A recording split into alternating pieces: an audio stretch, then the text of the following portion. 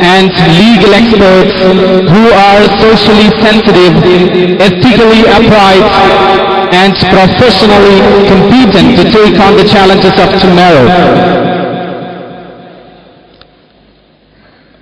All of our expected guests have reached the venue by the grace of Almighty. Our program will begin in no time.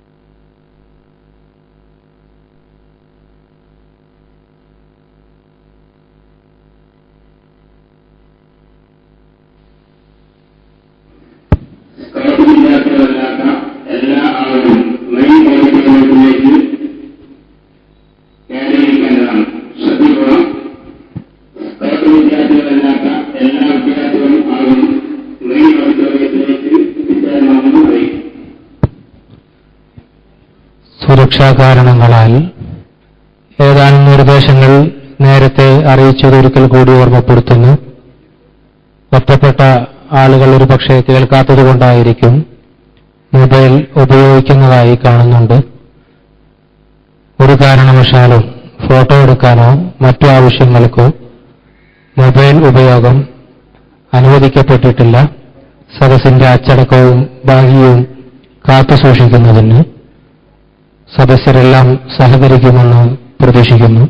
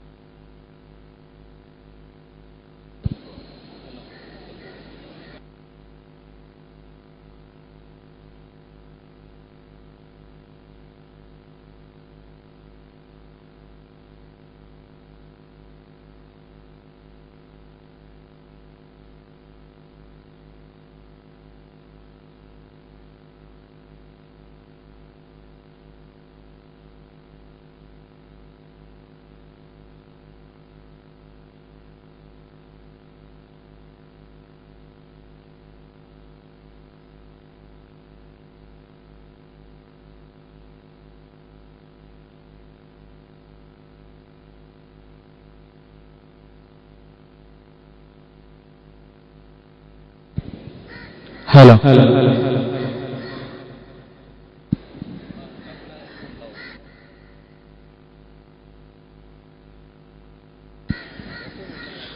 All of the forefront leaders of Markaz Saqafat Siniya have reached the venue. On behalf of Markaz, I invite them all to the function here today. Thank you.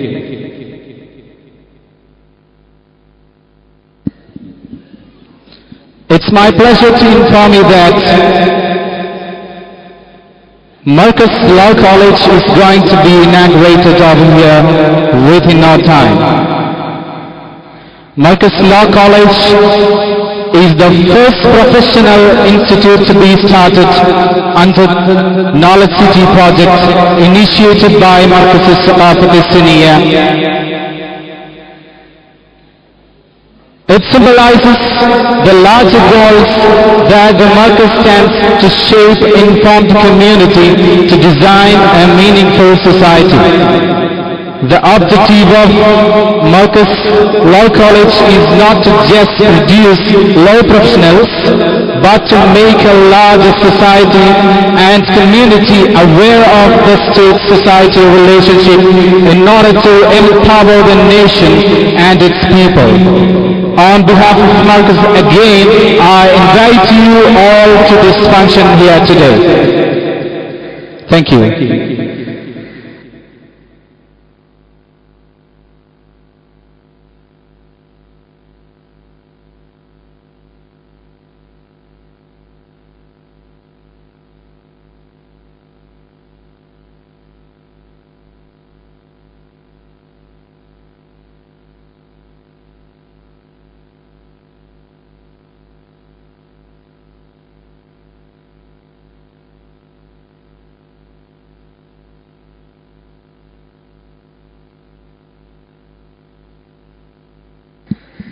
ശ്രദ്ധിക്കുക, mic പോയിന്റിന് പിൻവശത്ത് നിൽക്കുന്നവരെല്ലാം ദയവായി സദസ്സിലേക്ക് കടന്നിരിക്കണമെന്ന് അഭ്യർത്ഥിച്ചുകൊള്ളുന്നു.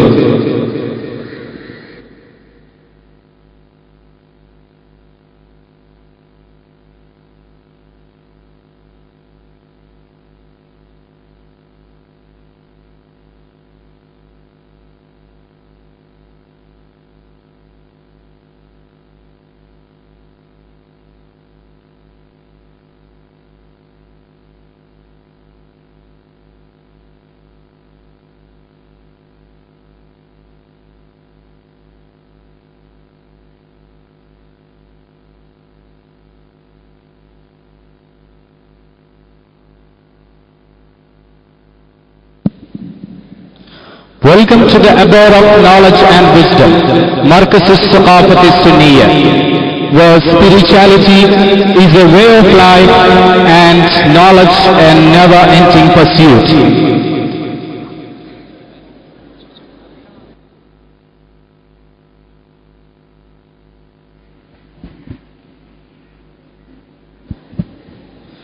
Markaz Saqafat Siniya will support humanity. Markaz has been in the forefront of empowering and educating the deprived and underprivileged sections of society. It's been a beacon of hope and aspiration for tens of thousands of people in India and abroad. Markaz Knowledge City is an ambitious, pioneering and unique project of Markaz Saqafat Siniya. Markaz Law College is the first ever project of Knowledge City to be launched over here today. This institution aims at producing a new cadre of law professionals and legal experts who are socially sensitive, ethically upright, and professionally competent to take on the challenges of tomorrow. Dear friends, all of our leaders have been reached on the dais. Our program will start in no time.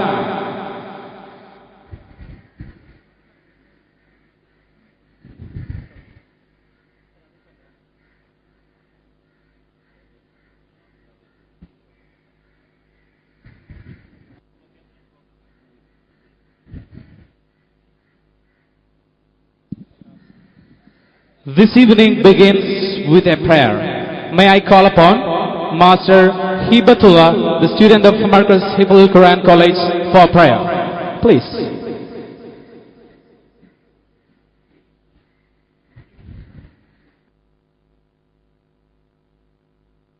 എല്ലാവരും എഴുന്നേറ്റ് നിൽക്കേണ്ടതാണ്.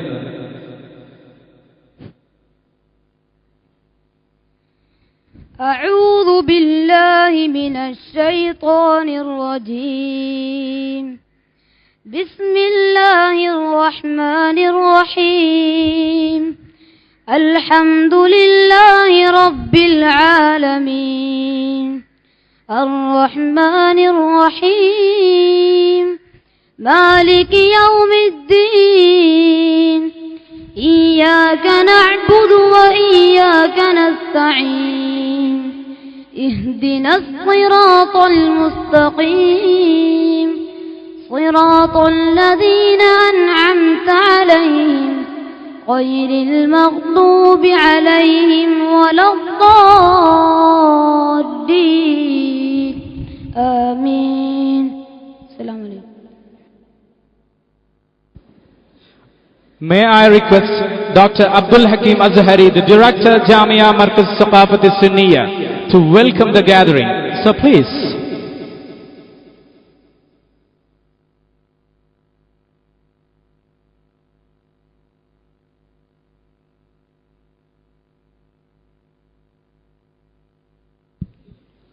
السلام عليكم ورحمة الله وبركاته.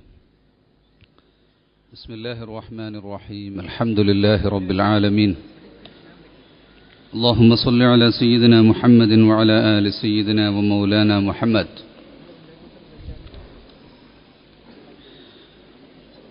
ബഹുമാന്യരായ മുഖ്യാതിഥി, വിശിഷ്ടാതിഥികൾ, മർക്കസ് ഭാരവാഹികൾ, മർക്കസ് സ്ഥാപനത്തിൻ്റെ അഭ്യുദയകാംക്ഷികൾ, അധ്യാപകർ, വിദ്യാർത്ഥികൾ, മർക്കസിൻ്റെ സ്നേഹജനങ്ങൾ,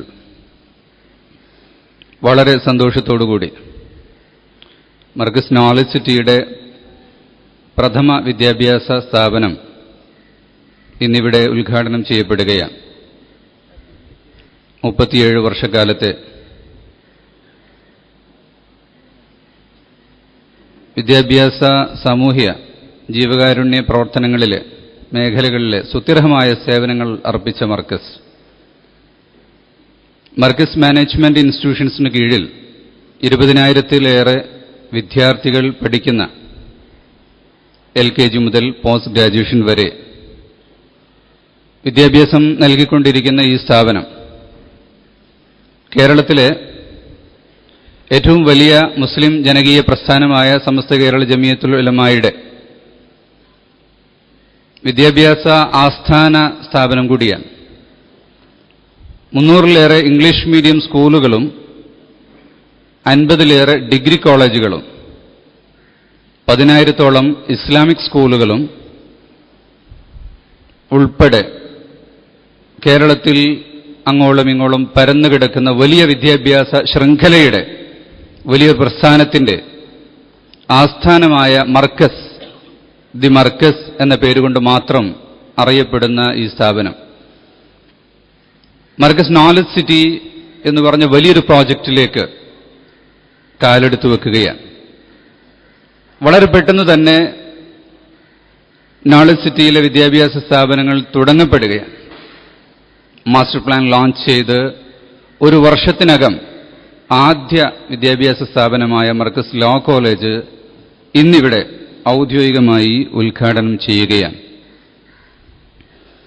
100 acre വരുന്ന വിശാലമായ ഭൂമിയിൽ മർക്കസിന്റെ മുഖ്യ ദൗത്യമായ വിദ്യാഭ്യാസത്തിലെ പ്രൊഫഷണൽ കോളേജുകളുടെയും ഇന്റർനാഷണൽ സ്ഥാപനങ്ങളുടെയും ഒരു സമുച്ചയമാണ് മർക്കസ് നോളജ് സിറ്റിയിൽ വരുന്നത്. Medicine, engineering, law, management, business studies,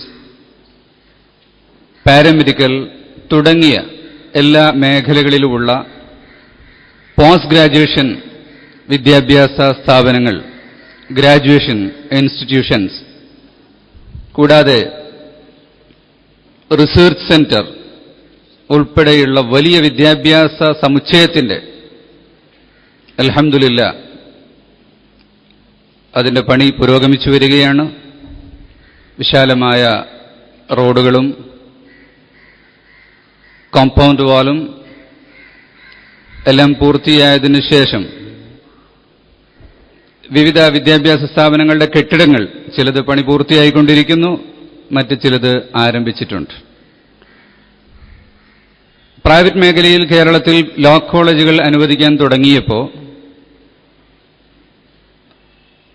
knowledge സിറ്റിയിലെ ആദ്യത്തെ ഇൻസ്റ്റിറ്റ്യൂഷൻ ലോ കോളേജ് ആകേണ്ടി വന്നു. പെട്ടെന്ന് തന്നെ അതിനെല്ലാ അംഗീകാരവും കിട്ടിയതിനാൽ ഈ വർഷം തന്നെ തുടങ്ങി. അതുകൊണ്ട് താൽക്കാലികമായി മർക്കസ് ക്യാമ്പസിലാണ് ഈ കോളേജ് ആരംഭിക്കുന്നത്. ലോ കോളേജിന് വേണ്ടി മാത്രമുള്ള കെട്ടിടത്തിന്റെ പണി നോളജ് സിറ്റിയിൽ ആരംഭിച്ചിട്ടുണ്ട്. ഒരു വർഷത്തിനകം തന്നെ ക്യാമ്പസിലേക്ക് മാറാൻ സാധിക്കും ഇൻഷാ അല്ലാഹ്. അല്ലാഹു തൗഫീഖ് നൽകുമാറാവട്ടെ. ഇവിടെ എത്തിച്ചേർന്ന മഹനീയ അതിഥികളെ സ്വാഗതം ചെയ്യുകയാണ് എന്റെ ദൗത്യം. നിയമപഠനം എല്ലാവർക്കും അവരവരുടെ തോതനുസരിച്ച് അനിവാര്യമായ ഒന്നാണ്. ഒരു രാഷ്ട്രം രൂപപ്പെടുന്നത് ഒരു നിശ്ചിത ഭൂപ്രദേശം, അവിടെ ജനങ്ങളും ഭരണകൂടവും ഭരണഘടനയും ഉണ്ടാകുമ്പോഴാണ്. ഭരണഘടന മനുഷ്യർ തന്നെ ഉണ്ടാക്കുന്ന നിയമങ്ങളാണ്. ദൈവിക നിയമങ്ങൾ വേദങ്ങളിലൂടെ ദൂതന്മാരിലൂടെ മനുഷ്യരിലേക്ക് അവതരിക്കപ്പെടുകയും അതോരോ വ്യക്തികളും അവരുടെ ജീവിതത്തിന്റെ നന്മയ്ക്ക് വേണ്ടിയും അവരുടെ വിശ്വാസമനുസരിച്ചുള്ള പുനർജന്മത്തിലുള്ള ജീവിതത്തിനു വേണ്ടിയുമാണ് അത് പാലിച്ചു പോരുന്നത്. പക്ഷേ ലോകത്ത് നന്മയും അച്ചടക്കവും നിലനിർത്തുന്നതിൽ അത്തരം നിയമങ്ങൾ വലിയ പങ്ക് വഹിച്ചിട്ടുണ്ട് എന്ന കാര്യത്തിൽ യാതൊരു സംശയവും ഇല്ല. ആദ്യമായൊരു നിയമവ്യവസ്ഥിതി ലോകത്തുണ്ടായത് BC 1772 282 നിയമങ്ങൾ ചേർത്ത അക്കാഡിയൻ ഭാഷയിൽ ശിലാഫലകങ്ങളിൽ ഉല്ലേഖനം ചെയ്യപ്പെട്ട ആ നിയമങ്ങൾ ഇന്നും പാരീസിലെ ലൂവർ പ്രദേശത്ത് മ്യൂസിയത്തിൽ അത് സൂക്ഷിച്ചിട്ടുണ്ട്. അഥവാ 3786 വർഷങ്ങൾക്ക് മുമ്പ്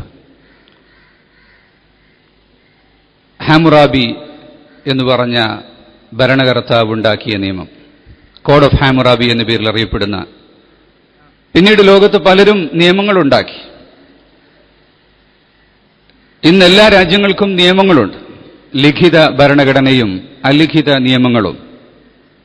ലോകത്ത് ഏറ്റവും വലിയ ലിഖിത ഭരണഘടനയുള്ള രാജ്യം എന്ന അഭിമാനം ഇന്ത്യക്കാരായ നമുക്കുണ്ട്. നിയമം അറിയാത്തതിന്റെ പേരിൽ നിയമം ലംഘിക്കുന്നവർ ധാരാളമുണ്ട്.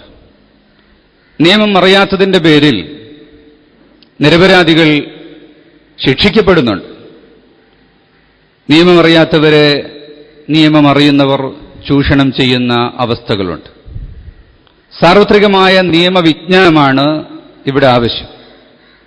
അതോടൊപ്പം സ്വതന്ത്രമായും സത്യസന്ധമായും നിയമം പറഞ്ഞുകൊടുക്കുകയും നിയമസഹായം നൽകുകയും ചെയ്യുന്നവർ സമൂഹത്തിൽ നിലനിൽക്കുന്ന കാലത്തോളം നീതി വാഴും. നീതി വാഴുന്ന ഏതൊരു ഭൂമിയിലും ദൈവാനുഗ്രഹങ്ങൾ വർഷിക്കും എന്ന കാര്യത്തിൽ യാതൊരു സംശയവും ഇല്ല. ലോകം അതിനു സാക്ഷിയാണ്. നിയമപഠന രംഗത്തേക്ക് മർക്കസ് കടന്നു വരുമ്പോൾ ഇവിടെ കേരള ഗവൺമെന്റിന്റെയും കാലിക്കറ്റ് യൂണിവേഴ്സിറ്റിയുടെ അഫിലിയേഷനും ലഭിച്ച മർക്കസ് ലോ കോളേജിന് ഇന്ത്യൻ ബാർ കൗൺസിലിന്റെ അംഗീകാരവും ലഭിച്ചു. ഈ വർഷം ഇതിന്റെ അക്കാഡമിക് ഇയർ ഇവിടെ ആരംഭിക്കുകയാണ്. 110 വിദ്യാർത്ഥികൾക്ക് അഡ്മിഷൻ നൽകുന്ന, 60 പേർക്ക് BBA LLB പഞ്ചവത്സര കോഴ്സും 50 പേർക്ക് ഡിഗ്രി കഴിഞ്ഞവർക്കുള്ള LLB 3-year LLB കോഴ്സുമാണ് ഈ വർഷം ആരംഭിക്കുന്നത്. അഡ്മിഷൻ ഓൾമോസ്റ്റ് പൂർത്തിയായി കഴിഞ്ഞു. അൽഹംദുലില്ലാഹ്. മർക്കസ് ലോ കോളേജ് തുടങ്ങുന്നു എന്നറിഞ്ഞപ്പോൾ അതിൽ ചേരാൻ വേണ്ടി താൽപര്യം പ്രകടിപ്പിച്ച് വിദൂര സ്ഥലങ്ങളിൽ നിന്ന് പോലും മർക്കസിന്റെ സ്വന്തമായ ഗുഡ്വിൽ, മർക്കസിന്റെ പ്രാധാന്യവും അറിഞ്ഞ വിദ്യാർത്ഥികൾ അതിലേക്ക് മാത്രമായി വന്നിട്ടുണ്ട്. തീർച്ചയായും നോളജ് സിറ്റിയിലെ ആദ്യത്തെ ഇൻസ്റ്റിറ്റ്യൂഷൻ എന്ന നിലക്കും മർക്കസിനു കീഴിലെ ആദ്യത്തെ പ്രൊഫഷണൽ കോളേജ് എന്ന നിലക്കും മർക്കസ് ലോ കോളേജ് വളരെയേറെ പ്രാധാന്യം അർഹിക്കുന്നുണ്ട്.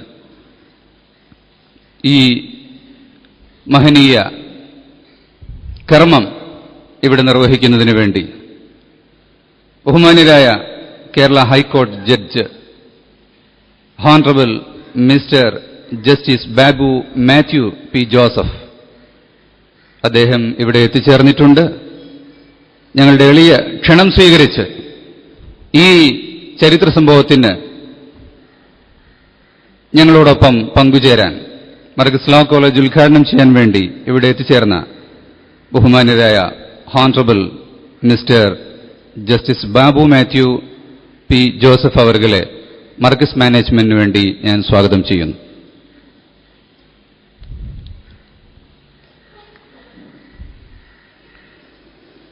ഈ വേദിയിൽ അധ്യക്ഷം വഹിക്കുന്നത് മർക്കസ് പ്രസിഡന്റ് വന്നിരായ സയ്യിദ് അലി ബാഫഖീഹ് തങ്ങൾ. ബഹുമാന്യരെ ഈ വേദിയിലേക്ക് സ്വാഗതം ചെയ്യുന്നു. ഈ മഹനീയ സദസ്സിൽ ആശംസകൾ അർപ്പിക്കുന്നതിനും മർക്കസിനോടൊപ്പം എന്നും സഹകാരികളായി വർത്തിക്കുന്ന രാഷ്ട്രീയ മണ്ഡലങ്ങളിലെ പ്രമുഖർ, കോഴിക്കോട് ബഹുമാന്യരായ കോഴിക്കോട് MP ശ്രീ MK രാഘവൻ, അദ്ദേഹത്തെ ഞാൻ ഈ വേദിയിലേക്ക് സ്വാഗതം ചെയ്യുന്നു. ലക്ഷദ്വീപിലെ MP ശ്രീ PP മുഹമ്മദ് ഫൈസൽ, അദ്ദേഹത്തെ ഈ വേദിയിലേക്ക് സ്വാഗതം ചെയ്യുന്നു. കുന്നമംഗലം MLA ജനാബ് ശ്രീ PT റഹീം, അദ്ദേഹത്തെ ഈ പരിപാടിയിലേക്ക് സ്വാഗതം ചെയ്യുന്നു.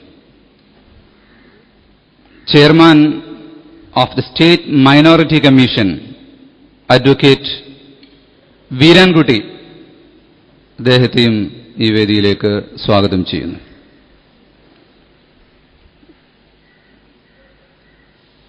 Kerala bar council chairman advocate TH Abdul Aziz, അദ്ദേഹത്തെ ഈ വേദിയിലേക്ക് സ്വാഗതം ചെയ്യുന്നു. President bar association Calicut advocate Ashok Kumar, അദ്ദേഹത്തെയും സ്വാഗതം ചെയ്യുന്നു. ശ്രീ അശോകൻ MP, പ്രസിഡന്റ് കുന്നമംഗലം ഗ്രാമപഞ്ചായത്ത്, അദ്ദേഹത്തെ ഈ മഹനീയ വേദിയിലേക്ക് സ്വാഗതം ചെയ്യുന്നു. മർക്കസ്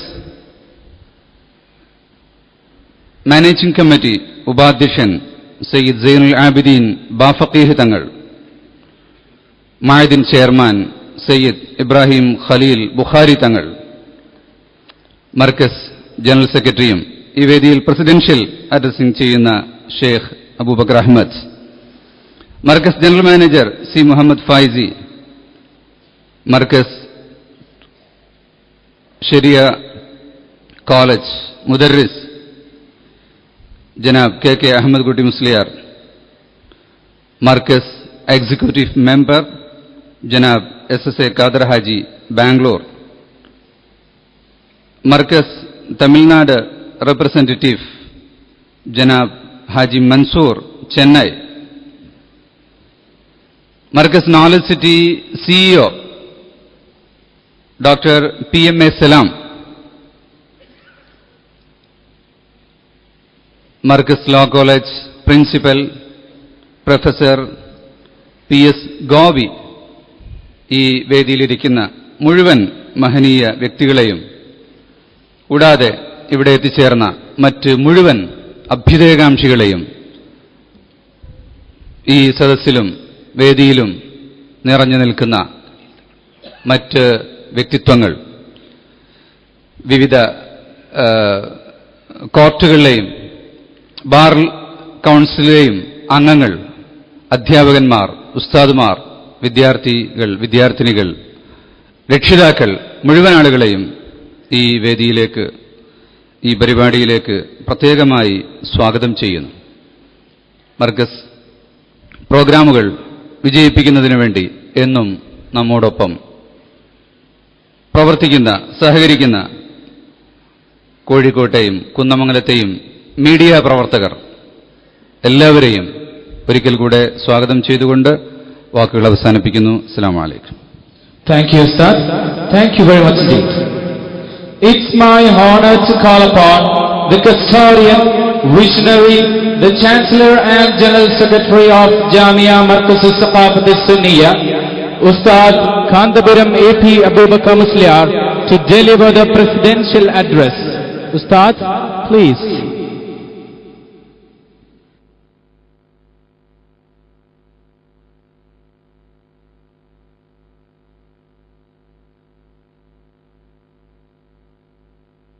لله رب العالمين والصلاة والسلام على سيدنا محمد وآله وأصحابه أجمعين أما بعد.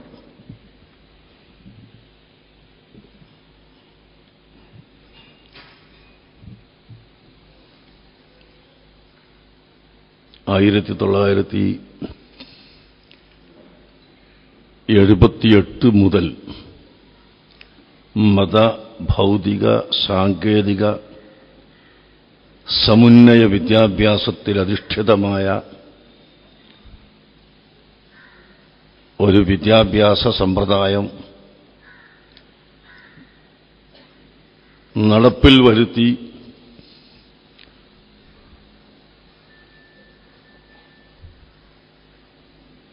കഴിഞ്ഞ 37 വർഷത്തിനിടയിൽ 75,000-ഓളം വിദ്യാർത്ഥിനികളെ വിവിധ കോഴ്സുകൾ പഠിപ്പിച്ച് പുറത്തിറക്കിയ സ്ഥാപനമാണ് മർക്കസ്. ഇന്ന് ഇവിടെ പഠിച്ചുകൊണ്ടിരിക്കുന്ന വിദ്യാർത്ഥികൾക്ക് പുറമെ കാശ്മീർ തൊട്ട് ഇന്ത്യയുടെ മുഴുവൻ സ്റ്റേറ്റുകളിലും നേരിട്ടും അല്ലാതെയും സ്ഥാപനങ്ങൾ നടത്തുന്ന അതിമഹത്തായ ഈ മർക്കസ് ഇന്ന് ലോ കോളേജ് സ്ഥാപിക്കുന്നതിൽ ഞങ്ങൾക്ക് അതിയായ സന്തോഷമുണ്ട്. ഇസ്ലാമിന്റെ തൗഹീദ് സ്ഥിരപ്പെടുത്തുന്ന ഖുർആൻ വാക്യങ്ങൾ എടുത്തു നോക്കിയാൽ അവിടെയും, നബി വചനങ്ങൾ എടുത്തു നോക്കിയാൽ അവിടെയും എല്ലാം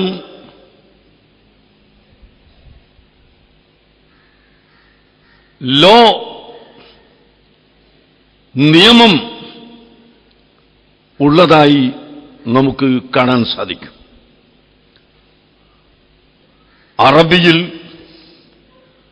വസാറത്തുൽ അദിൽ, നീതി ന്യായ മിനിസ്ട്രി എന്ന പേരിൽ എല്ലാ അറബ് രാഷ്ട്രങ്ങളിലും പ്രത്യേകം ഒരു മിനിസ്ട്രി തന്നെ ഇതിനുവേണ്ടി പ്രവർത്തിക്കുന്നുണ്ട്. ഡൽഹിയിൽ ലോ പ്രത്യേക വകുപ്പായി മിനിസ്റ്റർ ഉണ്ട്. കേരളത്തിൽ മറ്റ് വകുപ്പുകളോട് കൂട്ടിച്ചേർത്തുകൊണ്ട് ലോ കാര്യങ്ങൾ നിർവഹിക്കുന്ന മന്ത്രിയും ഉണ്ട്. അങ്ങനെ ഈ ജുഡീഷ്യറി എന്ന് പറയുന്നത് ലോകത്തിന്റെ നിലനിൽപ്പിന് ഏറ്റവും അനിവാര്യമാണ്, അതിൽ സംശയം ഇല്ല.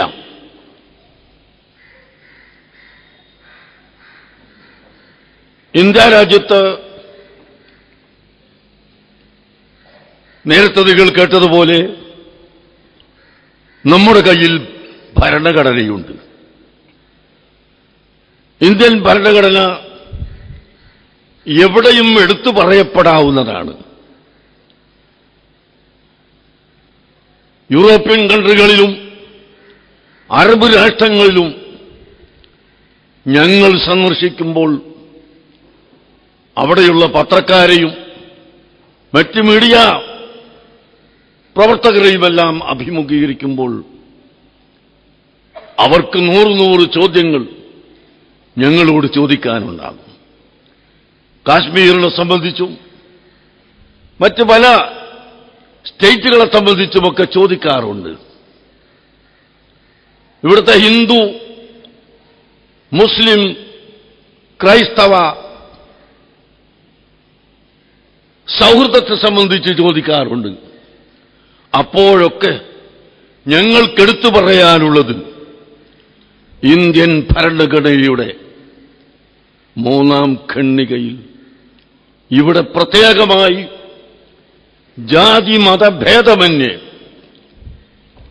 ഭാഷദേശ ഭേദമന്യേ മനുഷ്യത്വത്തിന് പ്രാധാന്യം കൽപ്പിക്കുന്നതും ഓരോ വ്യക്തികളുടെയും ആശയം മറ്റൊരാളെ ഇക്കിളിപ്പെടുത്താത്ത വിധത്തിൽ ഇവിടെ പ്രചരിപ്പിക്കുകയും പഠിപ്പിക്കുകയും ചെയ്യാൻ ഇന്ത്യ രാജ്യത്തിന്റെ സ്വാതന്ത്ര്യം അനുവദിക്കുന്നുണ്ട്, ഇന്ത്യൻ ഭരണഘടന പഠിപ്പിക്കുന്നുണ്ട് എന്ന് ഞങ്ങൾക്കവരോട് നേരെ നിന്നുകൊണ്ട് മറുപടി പറയാൻ സാധിക്കുന്നത് ഇന്ത്യൻ ഭരണഘടനയാണ്. ആ ഭരണഘടന അനുസരിച്ച് ഈ രാജ്യത്തെ ജനങ്ങളെ നന്നാക്കിയെടുക്കുക, അവർക്ക് വിദ്യാഭ്യാസമുണ്ടാക്കിയെടുക്കുക, വിദ്യാഭ്യാസത്തിൽ പ്രത്യേകിച്ച് നീതിന്യായ വകുപ്പ് ശക്തിപ്പെടുത്തുക, അതാണ് ഞങ്ങളുടെ ലക്ഷ്യം. അതുകൊണ്ട് ആകാശം ഇടിഞ്ഞു പൊഴുതാലും ഇവിടെ നീതിയും ന്യായവും നിലനിൽക്കട്ടെ എന്ന ആ പഴയ ആപ്തവാക്യം അനുസ്മരിച്ചുകൊണ്ട് ഞാൻ ഈ സമയത്ത് പറയാൻ ആഗ്രഹിക്കുകയാണ്. മർക്കസ് അതിന്റെ പ്രയാണം മുന്നോട്ട് ഗമിക്കുക തന്നെ ചെയ്യും. ഞങ്ങളെല്ലാവരും അതിനുവേണ്ടി മാത്രം ഇവിടെ പ്രവർത്തിക്കും, യാതൊരു സംശയവും ഇല്ല. അതിന്റെ ലക്ഷണമാണ് നിങ്ങൾ കണ്ടുകൊണ്ടിരിക്കുന്നത്. അതുകൊണ്ട് എല്ലാവിധ സഹായങ്ങളും സഹകരണങ്ങളും ചെയ്യണമെന്ന് ഞാൻ അഭ്യർത്ഥിച്ച് വാക്കുകൾ നിർത്തുകയാണ്. ഇവിടെ ലോ കോളേജ് സ്ഥാപിക്കാൻ തീരുമാനിച്ചു, അതിന് എല്ലാം ലഭിച്ചു. നല്ല യോഗ്യനായ ഒരു പ്രിൻസിപ്പൽ വേണമെന്ന് ആലോചിച്ച് നമുക്ക് നല്ല ഒരു പ്രിൻസിപ്പാളിനെ കിട്ടി. അദ്ദേഹത്തിന്റെ കയ്യിൽ ഞങ്ങൾ ഏൽപ്പിച്ചു കൊടുത്തു. നമ്മുടെ ഉദ്ഘാടന ചടങ്ങിൽ ആരെയാണ് ക്ഷണിക്കേണ്ടത്, ആരെയാണ് വരുത്തേണ്ടത്, അത് നിങ്ങൾ ചെയ്യണമെന്ന് അദ്ദേഹത്തിന് പറഞ്ഞു കൊടുത്തു, ഏൽപ്പിച്ചു. അദ്ദേഹം ക്ഷണിച്ചു. Honourable mister justice Babu Mathew P Joseph, Kerala ഹൈക്കോടതി, അദ്ദേഹത്തെ ക്ഷണിച്ചു.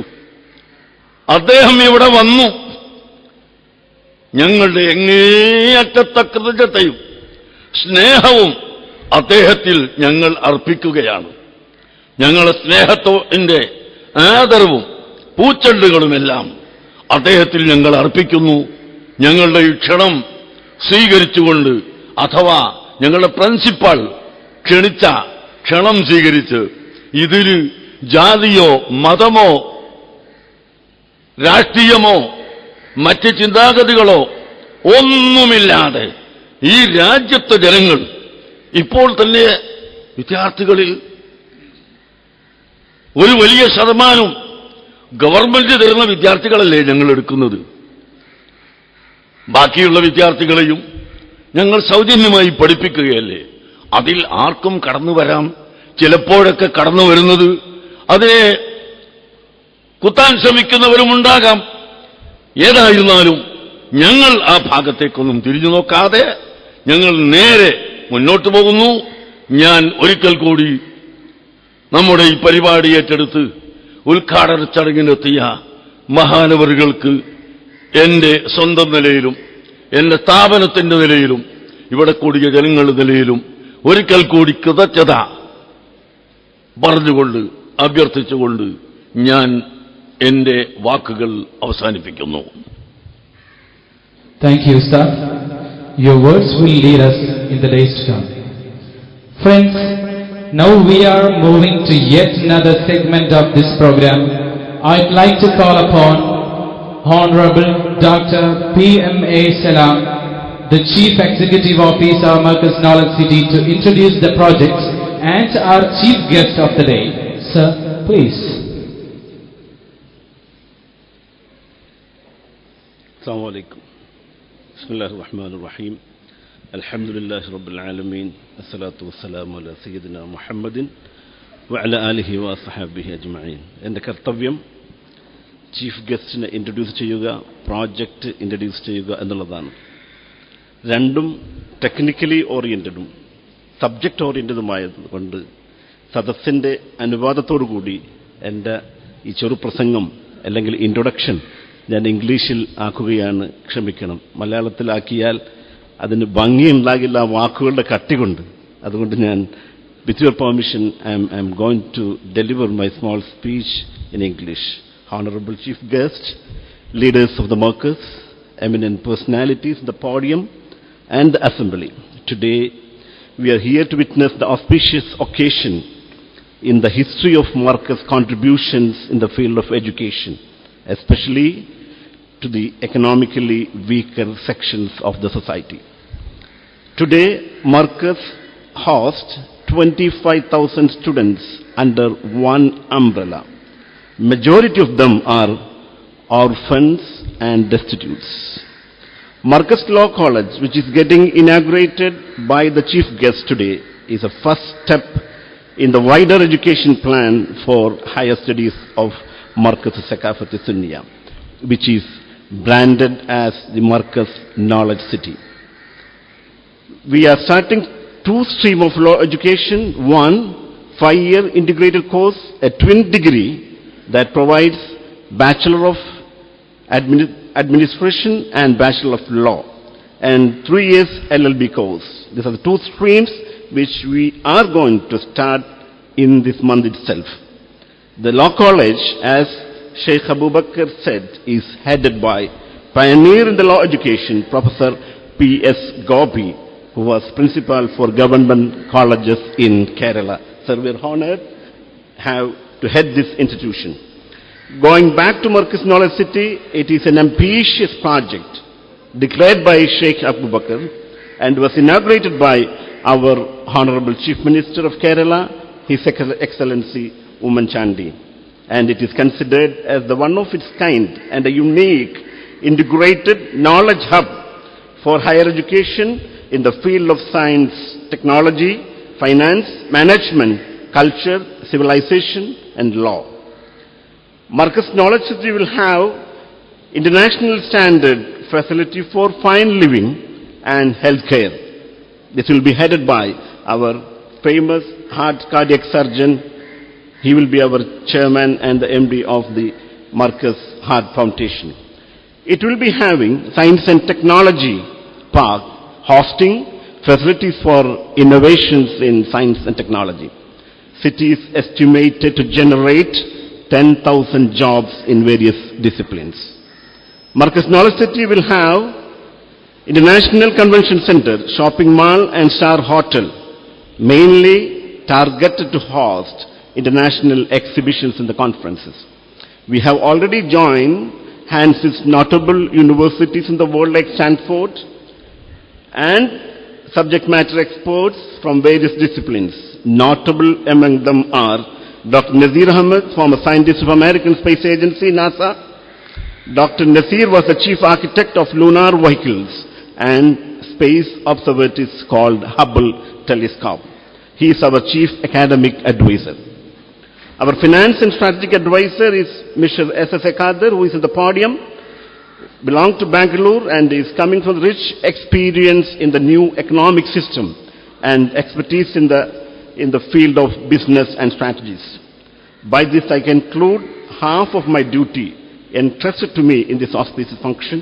My primary duty is to introduce our chief guest, Honorable Justice Babu Matthew P. Joseph.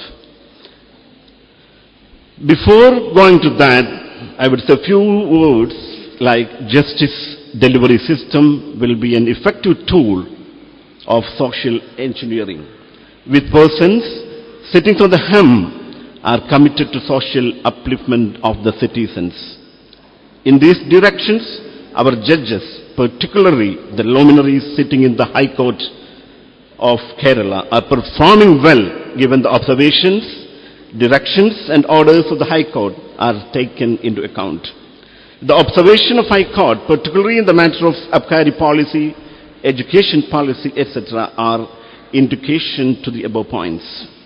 Your Honor, Justice Babu P. Matthew P. Joseph, judgments are also considered to be effective directions and guidelines to the aspect of social engineering through the effective governmental medium.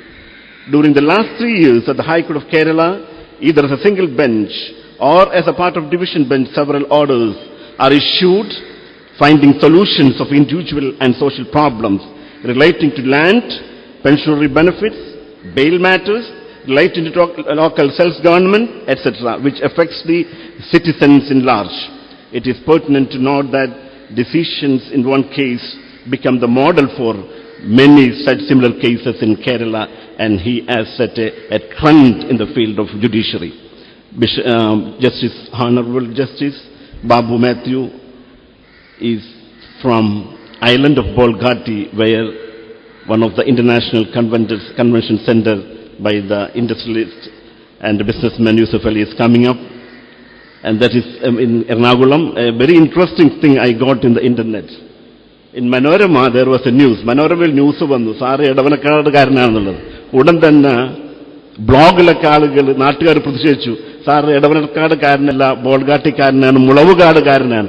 അത്രയും അധികം തന്റെ നാട്ടുകാർ തന്നെ സ്നേഹിക്കുന്നുണ്ട് എന്ന് അത്ര ബ്ലോഗിൽ നിന്ന് എനിക്ക് മനസ്സിലാക്കാൻ കഴിഞ്ഞു. We are honored to have your presence here, sir. He graduated in law from Government Law College, Ernakulam, and enrolled as an advocate in December 1979. As a lawyer, he was practicing in various branches of law, and he was served as a standing counsel for the Kerala State Cashew Development Corporation. He became appointed as a district and sessions judge in 1995 and served in many districts of Kerala, Kottayam, Kalpetta, Mancheri, Kozhikode, many places, and appointed as a judge of Kerala High Court on 18th January 2012. By this, I conclude my speech. Thank you very much. Thank you, sir. Many thanks indeed for your great words.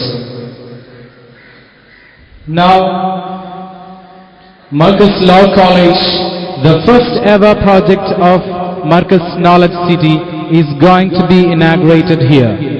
Today we are honored with the presence of a great champion of justice, Honor Justice of Kerala High Court, Mr. Babu Matthew P. Joseph. It's my privilege to call upon him to do the honor and to address the gathering. Sir, please.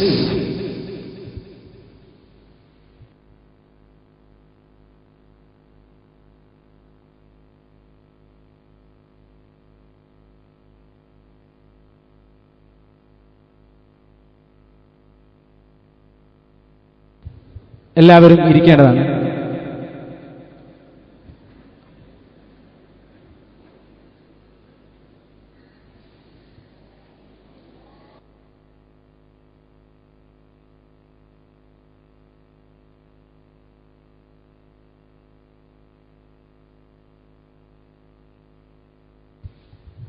May I request our chief guest to address the gathering.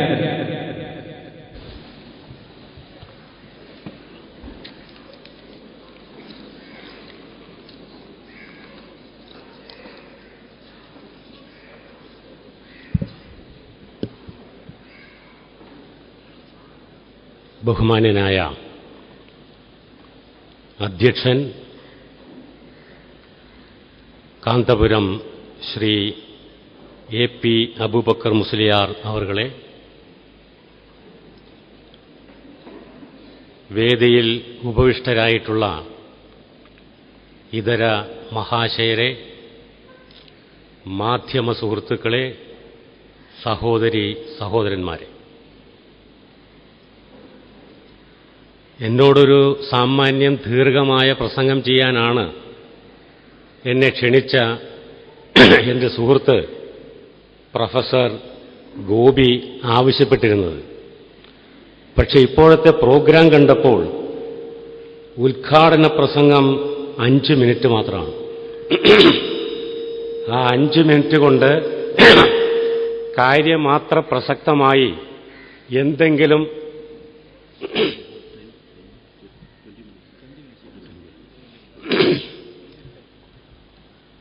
അപ്പോൾ അത് പെശക് പറ്റിയതാണ്. 20 minute സംസാരിക്കാമെന്ന് പറഞ്ഞത്.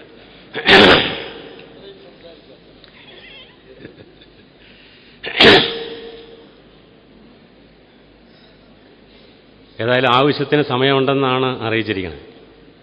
ഇനി പ്രസംഗിക്കാൻ, സംസാരിക്കാൻ വിഷയം വേണം. ഞാൻ ഈ ക്യാമ്പസിൽ വന്നപ്പോൾ ഇതുപോലെ ഞാൻ വയനാട് ഒരു ഓർഫനേജൊക്കെ നടത്തുന്ന ക്യാമ്പസിൽ പോയിട്ടുണ്ട്. ഞാൻ മലപ്പുറം ജില്ലയുടെ പ്രിൻസിപ്പൽ ജില്ലാ ജഡ്ജിയായിരിക്കെ അദീൻ, നമ്മുടെ പ്രിയപ്പെട്ട ശ്രീ ബുഖാരി തങ്ങൾ ഒക്കെ നേതൃത്വം കൊടുക്കുന്ന അവിടെ ഒരിക്കൽ ഞാൻ തനിച്ചും മറ്റൊരിക്കൽ ബഹുമാന്യനായ സുപ്രീം കോടതി ജഡ്ജ് ജസ്റ്റിസ് സിറിയക് ജോസഫ് ഒരുമിച്ചും 2 ചടങ്ങുകൾക്ക് പ്രധാനപ്പെട്ട, ഒന്ന് സർക്കാരിൻ്റെ തന്നെ ലീഗൽ സർവീസസ് അതോറിറ്റി നടത്തുന്ന ഒരു ചടങ്ങിനും, മറ്റൊന്ന്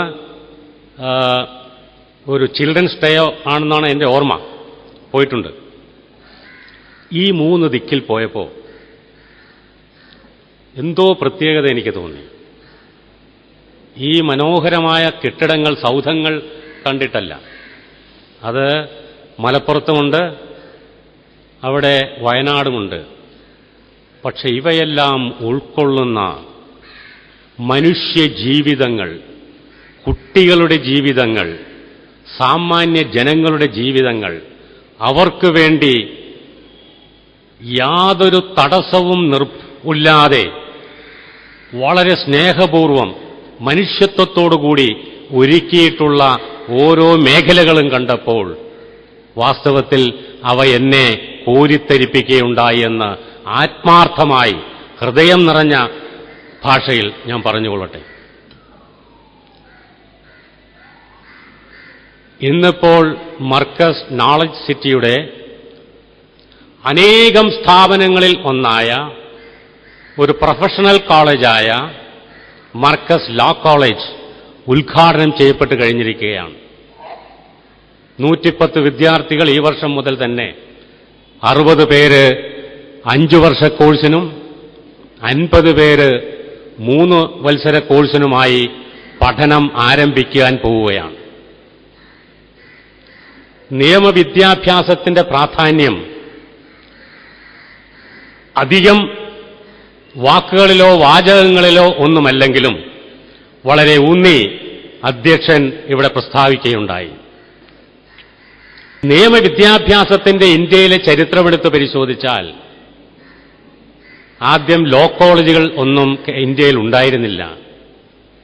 ധർമ്മമീമാംസയെ, ധർമ്മത്തെ അടിസ്ഥാനപ്പെടുത്തിയാണ് നിയമപരമായ കാര്യങ്ങൾ, പ്രധാനമായും രാജാക്കന്മാരാണല്ലോ ഭരിച്ചിരുന്നത്, നിർവഹിച്ചു പോന്നിരുന്നത്.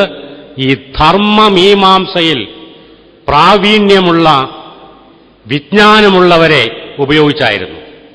ഇന്ത്യയെ സംബന്ധിച്ചിടത്തോളം നാം ഫോർമലായി എന്ന് പറയുമല്ലോ, ഒരു വിദ്യാഭ്യാസം നിയമരംഗത്ത് ഉണ്ടാവുന്നത് 1857 ബ്രിട്ടീഷുകാരുടെ ഭരണകാലത്ത്.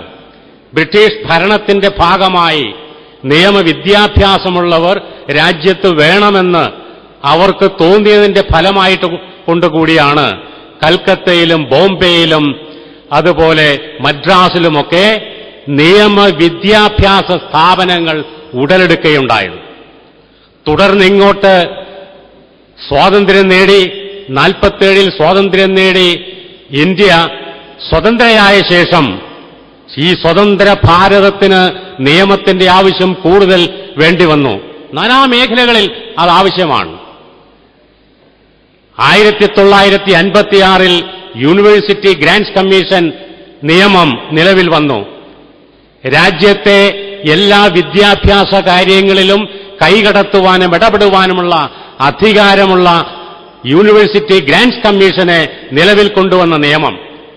ആ ഗ്രാന്റ്സ് UGCക്ക് നിയമവിദ്യാഭ്യാസ കാര്യത്തിലും തങ്ങളുടെ പങ്കുവഹിക്കാൻ ഉണ്ടായിരുന്നു.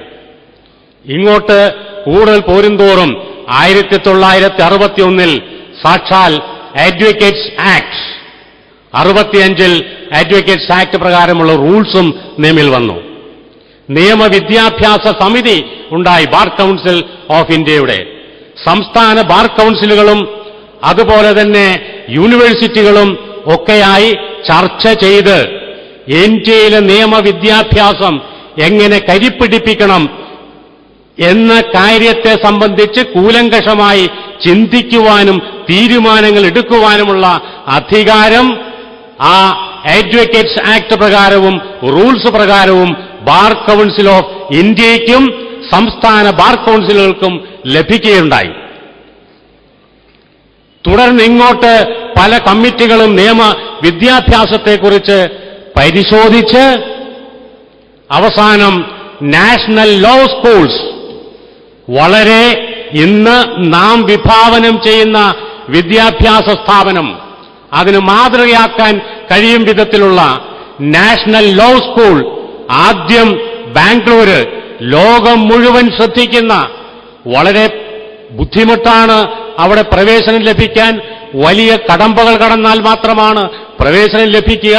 പ്രവേശനം ലഭിച്ചു കഴിഞ്ഞാൽ നിയമവിജ്ഞാനത്തിൽ നിയമവിശാരദന്മാരായി പുറത്തിറങ്ങുന്ന പ്രായോഗിക പരിജ്ഞാനമടക്കം കോടതിയിൽ പോയാൽ ആദ്യ ദിവസം തന്നെ കേസ് വാദിക്കാൻ കഴിയുന്ന പ്രാഗൽഭ്യമുള്ളവരായി, ഉൾക്കാഴ്ചയുള്ളവരായി, ഭാഷയുള്ളവരായി, നിയമപണ്ഡിതന്മാരായി അവർ പുറത്തിറങ്ങുകയാണ്.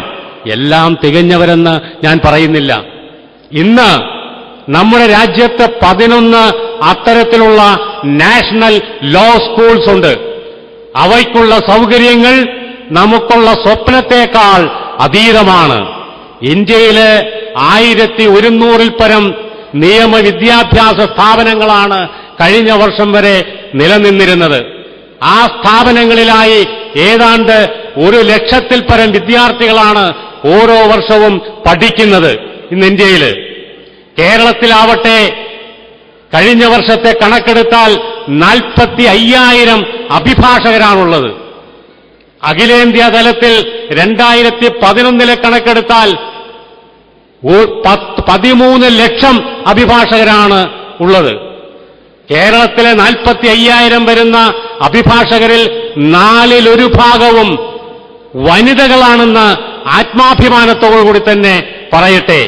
ഒരു കാലത്ത് വനിതകൾ വിദ്യാഭ്യാസം ചെയ്യാൻ പാടില്ല, ഇംഗ്ലണ്ടിൽ തന്നെ വിദ്യാഭ്യാസത്തിൽ മുന്നോക്കം നിൽക്കുന്ന രാജ്യമായ ഇംഗ്ലണ്ടിൽ തന്നെ ഒരു കാലത്ത് നൂറ്റാണ്ടുകൾക്ക് മുമ്പ് വനിതകൾ അഭിഭാഷകരാകാൻ അയോഗ്യരാണെന്ന് നിയമം മൂലം അവിടെ കോടതി പ്രഖ്യാപിക്കുകയുണ്ടായി.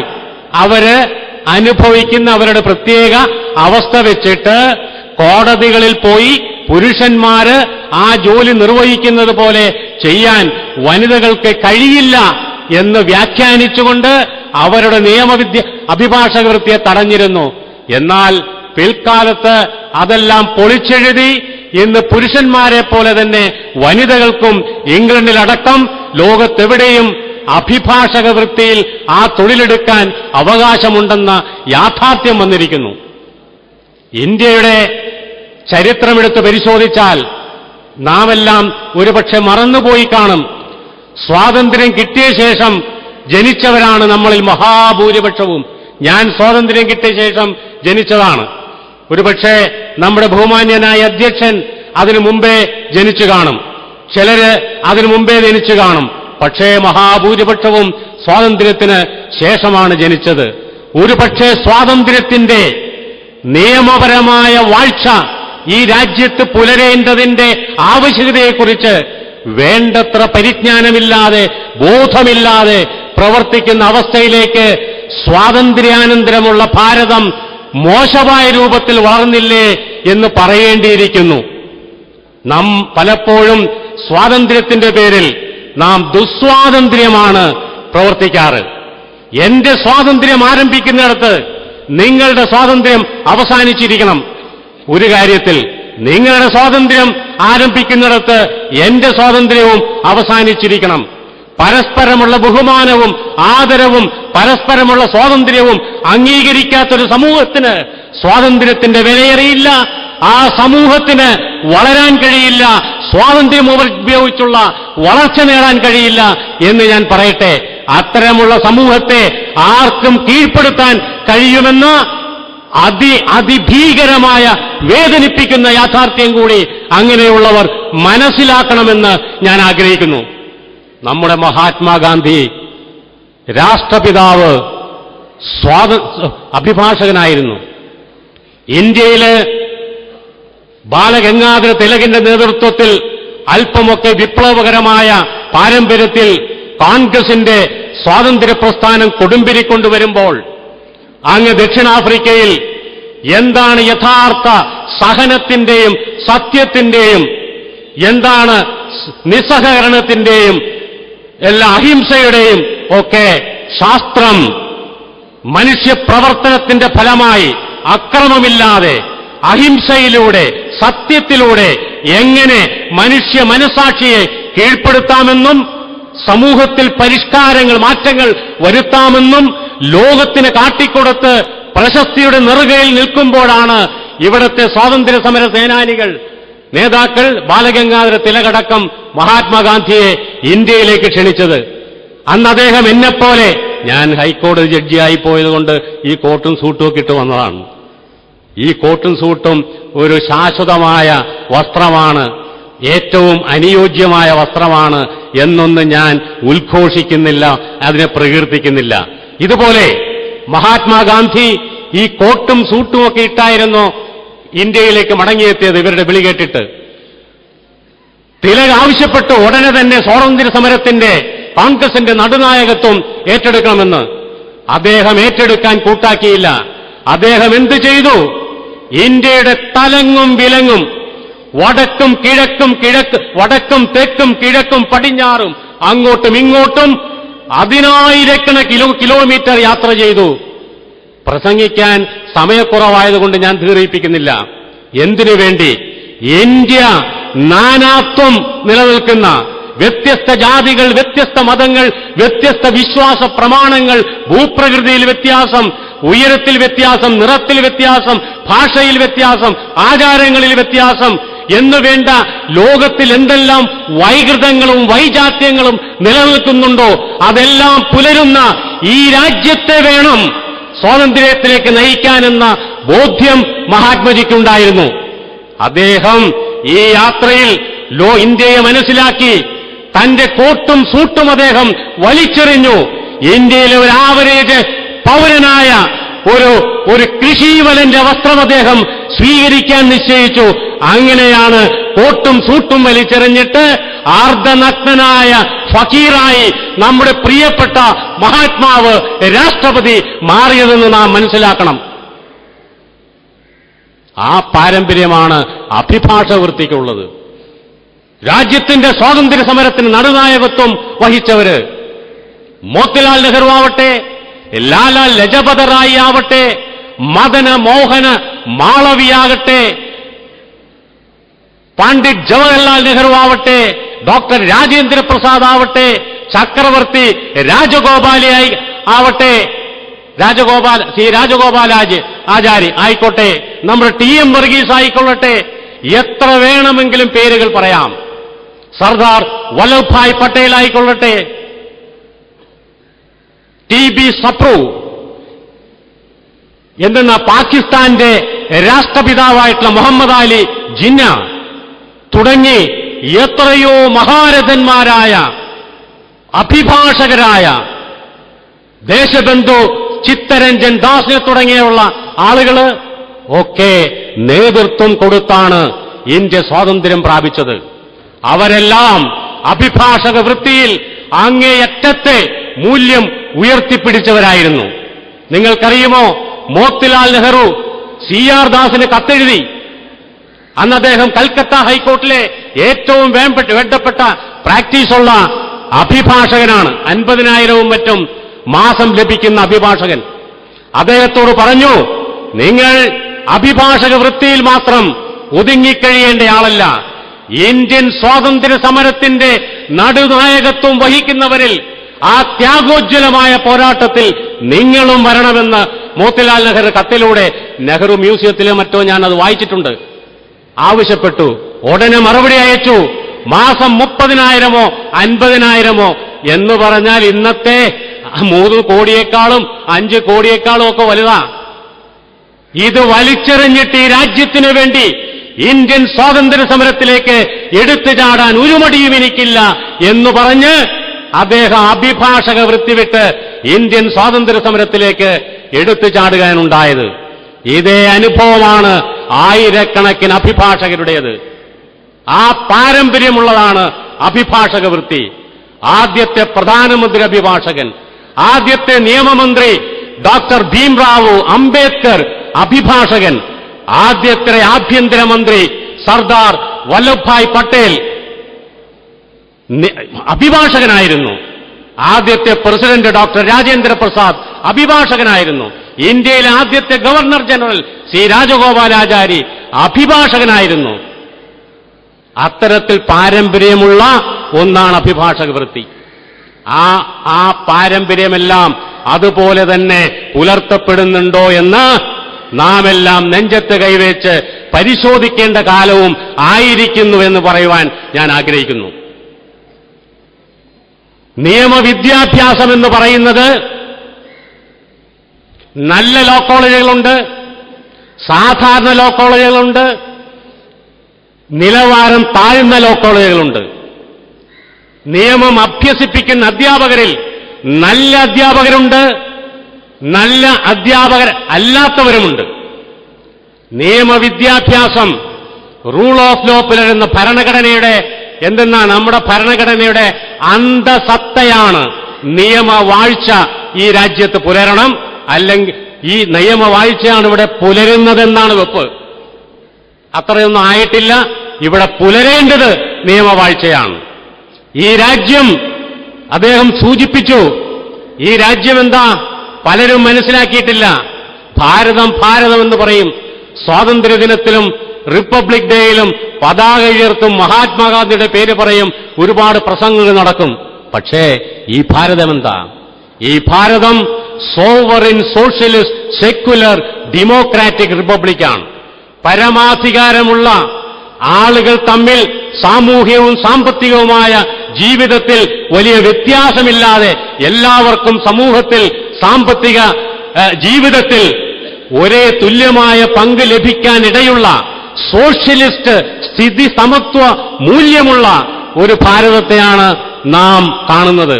അതാണ് സോവറിൻ സോഷ്യലിസ്റ്റ് സെക്യുലർ. എന്താ സെക്യുലർ? ഒറ്റ കാര്യം, ലോ കോളേജ് തുടങ്ങുകയല്ലേ, ഞാൻ ഒരൊറ്റ കാര്യം അഭ്യസിപ്പിക്കുകയല്ല. പക്ഷേ ഈ സെക്യുലറിന്റെ അർത്ഥം, സെക്യുലർ എന്ന് പറഞ്ഞാൽ മതേതരത്വമെന്ന് പത്രങ്ങൾ എഴുതി കാണാറുണ്ട്, ടീച്ചർമാർ പഠിപ്പിക്കാറുണ്ട്, പ്രസംഗിക്കുമ്പോൾ കേൾക്കാറുണ്ട്. എന്താ സെക്യുലർ? സെക്യുലർ എന്ന് പറഞ്ഞാൽ മതേതരത്വം, മതത്തിനതീതമായത്, മതത്തേക്കാൾ എന്തോ കൂടുതലായത്, മതമായി വ്യത്യാസമുള്ളത് എന്നൊക്കെ പറയാമെങ്കിലും അതിന്റെ യഥാർത്ഥ അർത്ഥം കിട്ടണമെങ്കിൽ മതനിരപേക്ഷം എന്ന് പറയണം.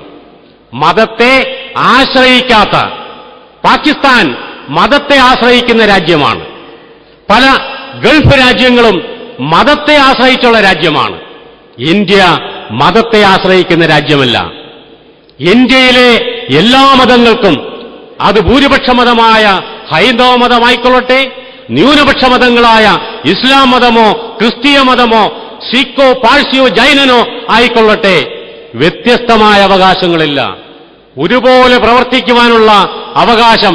എന്നാൽ ന്യൂനപക്ഷങ്ങൾക്കും അതുപോലെ ലിംഗ്വിസ്റ്റിക് ആൻഡ് എന്ന ഭാഷാപരവും മതപരവുമായ ന്യൂനപക്ഷങ്ങൾക്ക് അവരുടേതായ പ്രത്യേക അവകാശങ്ങൾ ഭരണഘടന പ്രദാനം ചെയ്യുന്നുണ്ട് താനും.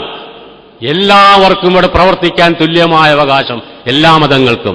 എന്നാൽ കേന്ദ്ര ഗവൺമെന്റിന്റെയോ സംസ്ഥാന ഗവൺമെന്റിന്റെയോ ഭരണഘടനയുടെ ആർട്ടിക്കിൾ 12 ഉദ്ഘോഷിക്കുന്ന സ്റ്റേറ്റ് എന്ന നിർവചനത്തിൽ വരുന്ന ഏതെല്ലാം കേന്ദ്രം നിയന്ത്രിക്കുന്നതായിക്കോട്ടെ, സംസ്ഥാനം നിയന്ത്രിക്കുന്നതായിക്കോട്ടെ, തദ്ദേശ സ്വയംഭരണ സ്ഥാപനങ്ങളായിക്കോട്ടെ, അല്ലെങ്കിൽ കേന്ദ്രത്തിന്റെയോ സംസ്ഥാനത്തിന്റെ കീഴിലുള്ള അവ നിയന്ത്രിക്കുന്ന സ്ഥാപനങ്ങളായിക്കൊള്ളട്ടെ, ഇവയെല്ലാം ഭരണഘടന പറയും പ്രകാരമാണ് പ്രവർത്തിക്കുക.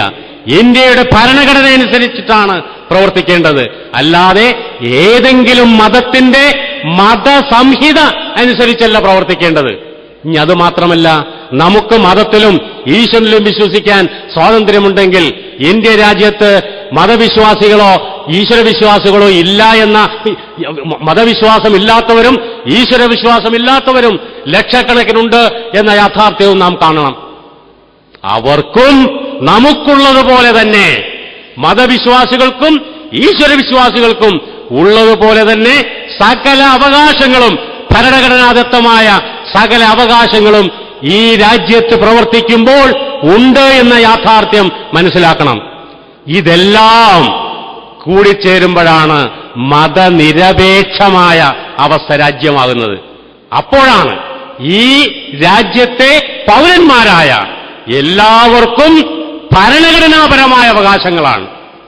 ഭരണത്തിൽ എല്ലാവർക്കും ബാധകമായിട്ടുള്ളത് ഭരണഘടനാപരമായ ചുമതലകളും ബാധ്യതകളുമാണ്, അല്ലാതെ മതത്തിന്റെ സ്വാതന്ത്ര്യത്തിന്റെ അടിസ്ഥാനത്തിലല്ല. അത് മനസ്സിലാക്കി വേണം മതേതരത്വത്തെ വ്യാഖ്യാനിക്കാൻ. പിന്നീട് സെക്യുലർ ഡെമോക്രാറ്റിക്, എല്ലാവർക്കും അറിയാം ജനാധിപത്യം നമ്മൾ എന്തുമാത്രം കൈവരിച്ചിട്ടുണ്ടെന്നുള്ളത് നമുക്ക് ഓരോരുത്തർക്കും അറിയാം. കൈവരിക്കാനിരിക്കുന്നു. 1947 സ്വാതന്ത്ര്യം ലഭിക്കുമ്പോൾ 146 കോടി ജനങ്ങളുണ്ട്. ഇന്നിപ്പോ 125ഓളം കോടി ജനങ്ങളായിരിക്കുന്നു. ലോകത്തിലാകെ ഏതാണ്ട് 750ഓളം കോടി ജനങ്ങളുണ്ട്. നമ്മുടെ കേരള സംസ്ഥാനത്തിലാവട്ടെ 3.5 കോടിയിൽ താഴെ ജനങ്ങളുണ്ട്. നാം എല്ലാം സ്വതന്ത്ര ഭാരതത്തിൽ ഒട്ടേറെ നേട്ടങ്ങൾ കൈവരിച്ചിട്ടുണ്ട്.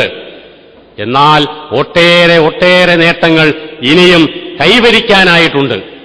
വിദ്യാഭ്യാസ മേഖലയിലുണ്ട്, തൊഴിൽ മേഖലയിലുണ്ട്, കിടപ്പാടത്തിന്റെ മേഖലയിലുണ്ട്, ആരോഗ്യത്തിന്റെ മേഖലയിലുണ്ട്, സംസ്കാരത്തിന്റെ മേഖലയിലുണ്ട്. നാനാ മേഖലകളിൽ നാം കൈവരിക്കേണ്ടിയിരിക്കുന്നു. ആ ലക്ഷ്യം നേടാൻ വേണ്ടിയിട്ടാണ് ഭരണഘടന ഉണ്ടായിട്ടുള്ളത്. ഭരണഘടനയിൽ ഈ പറഞ്ഞ sovereign socialist secular democratic republic പറഞ്ഞിട്ട് അടുത്തു പറയുന്നു, നാം ഉണ്ടാക്കിയ ഈ ഭരണഘടന നാം നമുക്ക് തന്നെ സമ്മാനിക്കുന്നു. ഈ രാജ്യം ഇന്നതാണ്. എന്തിനു വേണ്ടി ഈ രാജ്യം? For securing to all it citizens justice, സാമൂഹ്യവും സാമ്പത്തികവും രാഷ്ട്രീയവുമായ നീതി. Justice, liberty, equality and fraternity. Liberty എന്താ? അന്തസ്സിലും അവസരത്തിലും സമത്വം നിലനിൽക്കണം ഇന്ത്യയിലെ എല്ലാ പൗരന്മാരുടെയും ഇടയിൽ. ഈ 125 കോടി ജനങ്ങൾക്കും അത് അനുഭവവേദ്യമാവണം. ഈക്വാളിറ്റി, സമത്വം. രാജ്യത്ത് എല്ലാ ജനങ്ങൾക്കും ഇടയിൽ സമത്വം പുലരണം. ഫ്രറ്റേണിറ്റി, രാജ്യത്തിന്റെ അഖണ്ഡതയും അപരിച്ഛിന്നതയും പരിപാലിച്ചുകൊണ്ട്, വ്യക്തിയുടെ അന്തസ്സ് പരിപാലിച്ചുകൊണ്ട് ഉള്ള സാഹോദര്യം എല്ലായിടത്തും പുലരണം ഇന്ത്യയിൽ. അതാണ് ജസ്റ്റിസ്, ലിബർട്ടി, ഈക്വാലിറ്റി. ലിബർട്ടി, സ്വാതന്ത്ര്യം. എന്താ സ്വാതന്ത്ര്യം? നേരത്തെ പറഞ്ഞ അധ്യക്ഷൻ പറഞ്ഞ പോലെ മതപ്രവർത്തനം നടത്താനുള്ള സ്വാതന്ത്ര്യം, വിശ്വസിക്കാനുള്ള സ്വാതന്ത്ര്യം, ആരാധിക്കാനുള്ള സ്വാതന്ത്ര്യം, വിശ്വസിക്കാതിരിക്കാനുള്ള സ്വാതന്ത്ര്യം, ഈ രാജ്യത്തിന്റെ ഭരണഘടനാദത്തമായ ഇതുപോലെ പ്രസംഗിക്കാനുള്ള സ്വാതന്ത്ര്യം, എഴുതാനുള്ള സ്വാതന്ത്ര്യം, ചിന്തിക്കാനുള്ള സ്വാതന്ത്ര്യം, പ്രചരിപ്പിക്കാനുള്ള സ്വാതന്ത്ര്യം എല്ലാം നമുക്കുണ്ട്. ഇതെല്ലാം എല്ലാ പൗരന്മാർക്കും ലഭിക്കണം. ഇതിനു വേണ്ടിയാണ് സ്വാതന്ത്ര്യം. ആ നേട്ടം കൈവരിക്കാൻ 47 സ്വാതന്ത്ര്യം കിട്ടി. ഇത്രയും പതിറ്റാണ്ടുകൾ കഴിഞ്ഞിട്ടും സഹോദരന്മാരെ, സഹോദരിമാരെ, നമുക്ക് കഴിഞ്ഞിട്ടില്ല. അതിനുള്ള പ്രയാണത്തിൽ ജനാധിപത്യ രാജ്യം നല്ലപോലെ നിലനിൽക്കണമെങ്കിൽ ശക്തമായ ജുഡീഷ്യറി ഉണ്ടാവണം. ശക്തമായ ജുഡീഷ്യറി ഉണ്ടാവണമെങ്കിലോ ശക്തമായ ബാറുണ്ടാകണം, അഭിഭാഷക വൃന്ദമുണ്ടാവണം. നല്ല അഭിഭാഷക വൃന്ദമുണ്ടാവണമെങ്കിലോ ലോ കോളേജുകളിൽ നിന്ന് പുറത്തിറങ്ങുന്നവർ അത്രയ്ക്ക് മിടുക്കന്മാരും മിടുക്കികളുമായിരിക്കണം. അത്തരം മിടുക്കന്മാരെയും മിടുക്കികളെയും കോളേജിൽ നിന്ന് പുറത്തയക്കണമെങ്കിൽ ആ പ്രവർത്തിക്കുന്ന ലോ കോളേജുകൾ ആ അന്തസ്സുള്ളതായിരിക്കണം, ആ ഔന്നത്യമുള്ളവരായിരിക്കണം. അവിടെ പഠിപ്പിക്കുന്ന പ്രിൻസിപ്പലായിക്കോട്ടെ, അധ്യാപകരായിക്കോട്ടെ വളരെ വിജ്ഞാനികളും തന്റേടികളും രാജ്യത്തിന്റെ ഉയർച്ചയും ശ്രേയസ്സും ഭരണഘടന ഉറക്കെ ഉയർത്തിപ്പിടിക്കുന്നവരും ആയിരിക്കണം. അപ്രകാരം നല്ലൊരു ലോ കോളേജായി ഇന്ത്യയിലെ സാധാരണ ജനങ്ങൾക്ക് ഭരണഘടന വിവക്ഷിക്കുന്ന ഈ justice, liberty, equality and fraternity, ഇവിടെ അഭിഭാഷകരുണ്ട്. അഭിഭാഷകർ മനസ്സിലാക്കണം, നമ്മുടെ നാട്ടിലെ സാധാരണ ജനങ്ങൾ, പാവപ്പെട്ടവർ ധാരാളമുള്ളതാണ്. ഫാലിയസ് നെരിമാൻ എന്ന് പറയുന്ന വിശ്വവിഖ്യാതനായ അഭിഭാഷകൻ, സുപ്രീം കോടതിയിൽ പ്രാക്ടീസ് ചെയ്യുന്ന അഭിഭാഷകൻ, മഹാരഥനാണ്, നിയമവിശാരദനാണ്. എല്ലാവരും അതുപോലെയല്ല.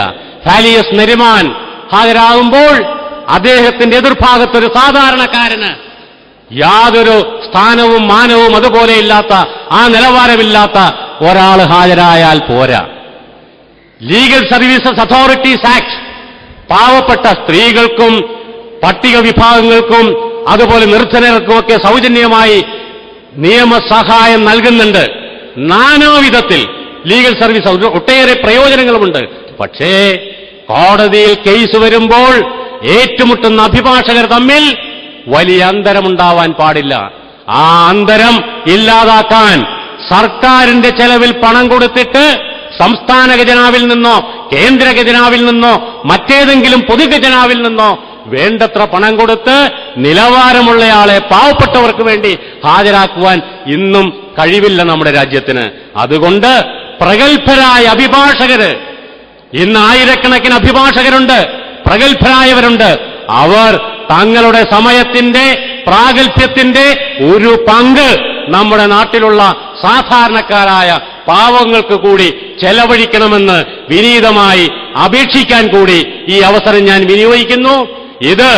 ഈ സ്ഥാപനം മർക്കസ് ലോ കോളേജ് അങ്ങേയറ്റം മിടുക്കന്മാരായ നിയമജ്ഞന്മാരെ ഉൽപ്പാദിപ്പിക്കുന്ന, നിയമജ്ഞന്മാരെ ഉണ്ടാക്കുന്ന, പുറത്തുവിടുന്ന ഒരു മഹാസ്ഥാപനമായി വളരണം.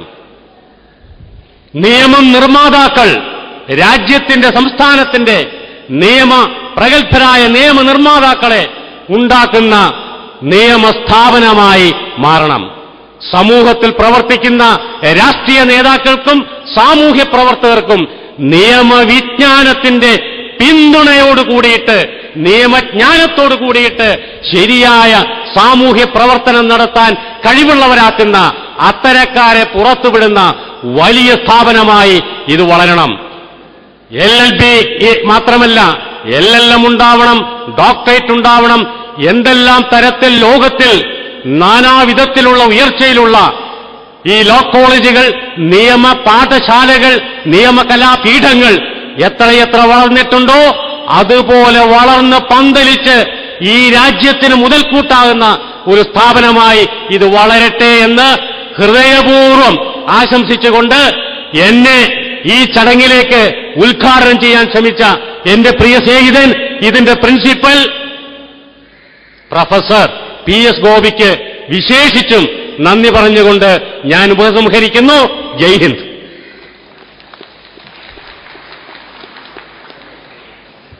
Thank you, sir. Thank you very much for your inspiring and educative words. Now, I would like to call upon our very own Member of Parliament, Sri M.K. Raghavan, to offer felicitation. Sir, please.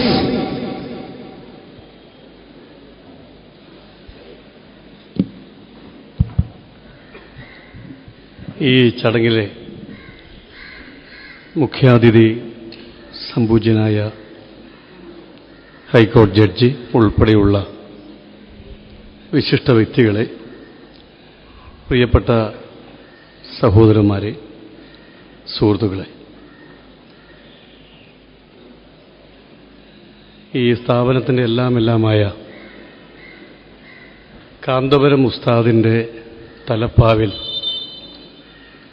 മറ്റൊരു പൊൻതൂവൽ കൂടി ചാർത്തുന്ന ധന്യമായ നിമിഷത്തിന് ഞാനും നിങ്ങളും സാക്ഷ്യം വച്ചിരിക്കുകയാണ്. Markaz law കോളേജിൻ്റെ ഔപചാരികമായ തുടക്കം കുറിക്കുന്ന ചടങ്ങാണ്. തീർച്ചയായും ഈ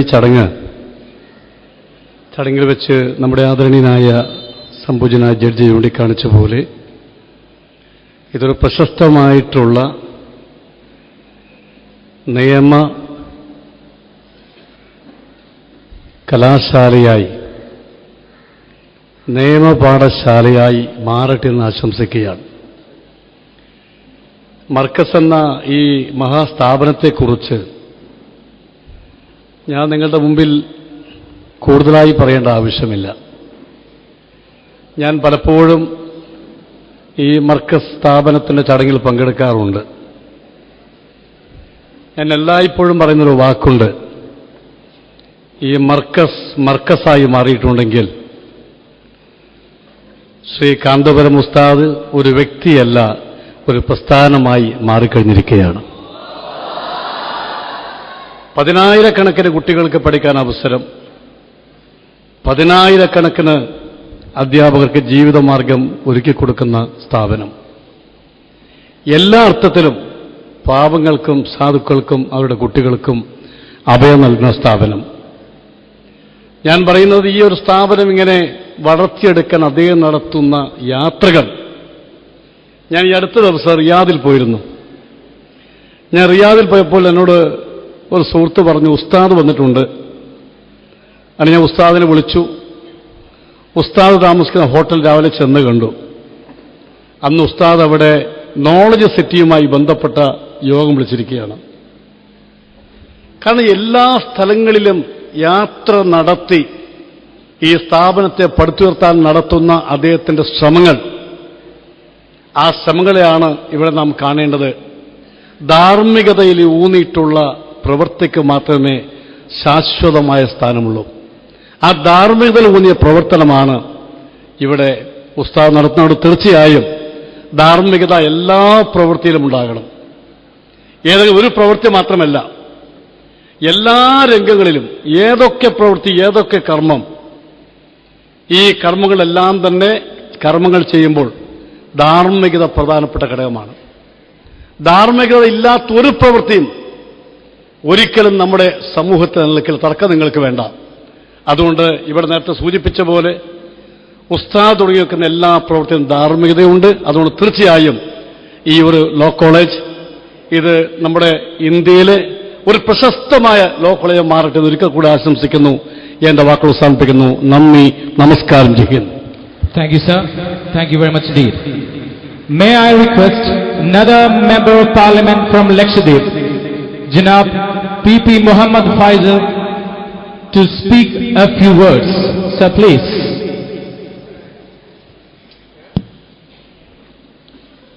അസ്സലാമു അലൈക്കും വറഹ്മത്തുള്ളാഹി വബറകാതുഹു. ആദരണീയനും ബഹുമാന്യനുമായ ഇന്നത്തെ ചീഫ് ഗസ്റ്റ്, അതുപോലെ തന്നെ വേദിയിൽ ഉപവിഷ്ടരായ മഹൽ വ്യക്തിത്വങ്ങളെ, എനിക്ക് മുമ്പിൽ തടിച്ചുകൂടി നിൽക്കുന്ന നല്ലവരായ നാട്ടുകാരെ, അസ്സലാമു അലൈക്കും. മർക്കസിന് ഞാൻ ഒരു പുതിയ ആളല്ല. ഒരുപാട് തവണ ഒരുപാട് പരിപാടികളിൽ ഒരു സാധാരണ വ്യക്തിയായി പങ്കെടുത്ത ഒരു സാധാരണക്കാരനാണ് ഞാൻ. ഇന്ന് ഒരു മെമ്പർ ഓഫ് പാർലമെന്റായി ആദ്യമായി ഔപചാരികമായ ഒരു പരിപാടിയിൽ പങ്കെടുക്കാൻ അവസരം തന്ന അരികിന് ക്ഷണിച്ച ഇതിൻ്റെ ഭാരവാഹികളെയും ഉസ്താദിനെയും അങ്ങേയറ്റം ഞാൻ ഓർക്കുന്നു. മർക്കസിൻ്റെ ഒരു ഖാദിമായി എന്നും ഉസ്താദിനോടൊപ്പം ഉണ്ടാവും ഇൻഷാ അല്ലാഹ്.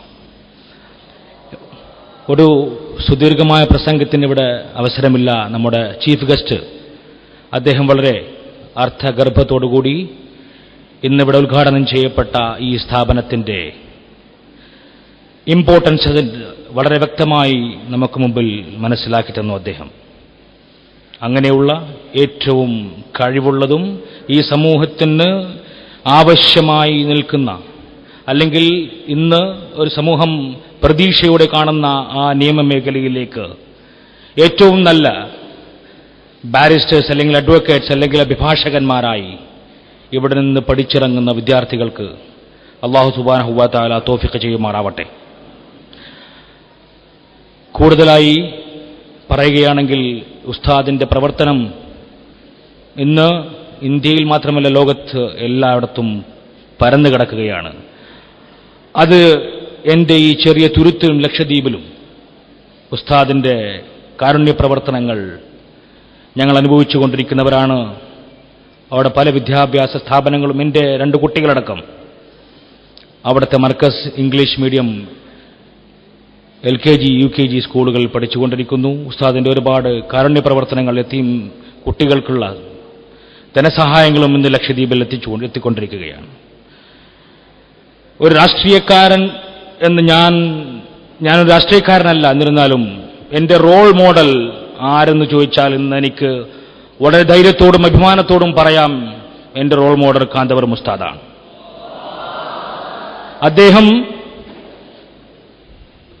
രാഷ്ട്രീയക്കാരൻ അല്ലെങ്കിൽ വേറെ മറ്റ് പൊതുമേഖലയിൽ വർക്ക് ചെയ്യുന്നവർ ഒരുപാട് പ്രസംഗത്തിലൂടെ കാര്യങ്ങൾ ഞാൻ ഇന്നത് ചെയ്യും ഇങ്ങനെ ചെയ്യുമെന്നൊക്കെ പറയുന്നുണ്ടെങ്കിലും അത് നമുക്ക് പ്രവൃത്തിയിലൂടെ കാഴ്ചവെച്ചു തന്ന ഒരു വ്യക്തി ഉണ്ടെങ്കിൽ അത് കാന്തപുരം ഉസ്താദ് തന്നെയാണ്.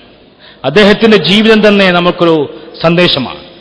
ജീവിതത്തിൽ ഒരു നിമിഷം പോലും സ്വന്തമായി അല്ലെങ്കിൽ അദ്ദേഹത്തിന് വേണ്ടി ജീവിക്കുന്നില്ല, മറിച്ച് തന്റെ സമൂഹത്തിനും നാട്ടിനും വേണ്ടി തന്റെ സ്വയം ജീവിതം ഒഴിഞ്ഞു വച്ചുകൊണ്ടുള്ള ഒരു മാതൃകയാണ് നമുക്ക് മുമ്പിൽ അദ്ദേഹം കാണിച്ചു തന്നത്. അതിനെ പിന്തുടർന്നുകൊണ്ട് നാം എല്ലാവരും ആത്മാർത്ഥമായി ഈ നാടിന്റെയും വിശിഷ്യ മർക്കസിന്റെയും വികസനത്തിനും ഉയർച്ചയ്ക്കും വേണ്ടി പ്രവർത്തിക്കണമെന്ന് ആത്മാർത്ഥമായി അഭ്യർത്ഥിച്ചുകൊണ്ട് ഈ പരിപാടിക്ക് എല്ലാവിധ ആശംസകളും നേർന്നുകൊണ്ട് നിർത്തുന്നു. അസ്സലാമു അലൈക്കും വറഹ്മത്തുള്ളാഹി വബറകാതുഹു. Thank you, sir. Many thanks indeed. Next, I would like to call upon Advocate Veerankutti, the Chairman, Kerala State Minority Commission, to address the gathering. So please. Assalamu alaikum warahmatullahi wabarakatuh. Bismillahirrahmanirrahim. Alhamdulillahi rabbil alamin. വളരെ അധികം അഭിമാനത്തോടു കൂടിയാണ് ഞാൻ നിങ്ങളുടെ മുമ്പിൽ നിൽക്കുന്നത്. സമുദായത്തിന് അഭിമാനം പകരുന്ന അസുലഭമായ ഒരു മുഹൂർത്തമായിട്ടാണ് ഞാൻ ഈ സമയത്തെ കാണുന്നത്. ഉസ്താദിൻ്റെ സുധീരമായ നേതൃത്വത്തിൽ തുടങ്ങിയിട്ടുള്ള എല്ലാ സംരംഭങ്ങൾക്കും ന്യൂനപക്ഷ കമ്മീഷൻ്റെയും എൻ്റെയും എല്ലാവിധ സഹായവും പിന്തുണയും ഉണ്ടാകുമെന്നും എല്ലാ നല്ല കാര്യത്തിലും ഈ പ്രസ്ഥാനത്തോടൊപ്പം ഉണ്ടാകുമെന്നും പറഞ്ഞുകൊണ്ട് ഞാൻ എൻ്റെ വാക്കുകൾ അവസാനിപ്പിക്കുന്നു. Thank you, sir. Thank you very much. Now, I would like to call upon Janab P.T.A. Rahim, the Honorable Member of Legislative Assembly, Kerala, to extend his wishes. Sir, please.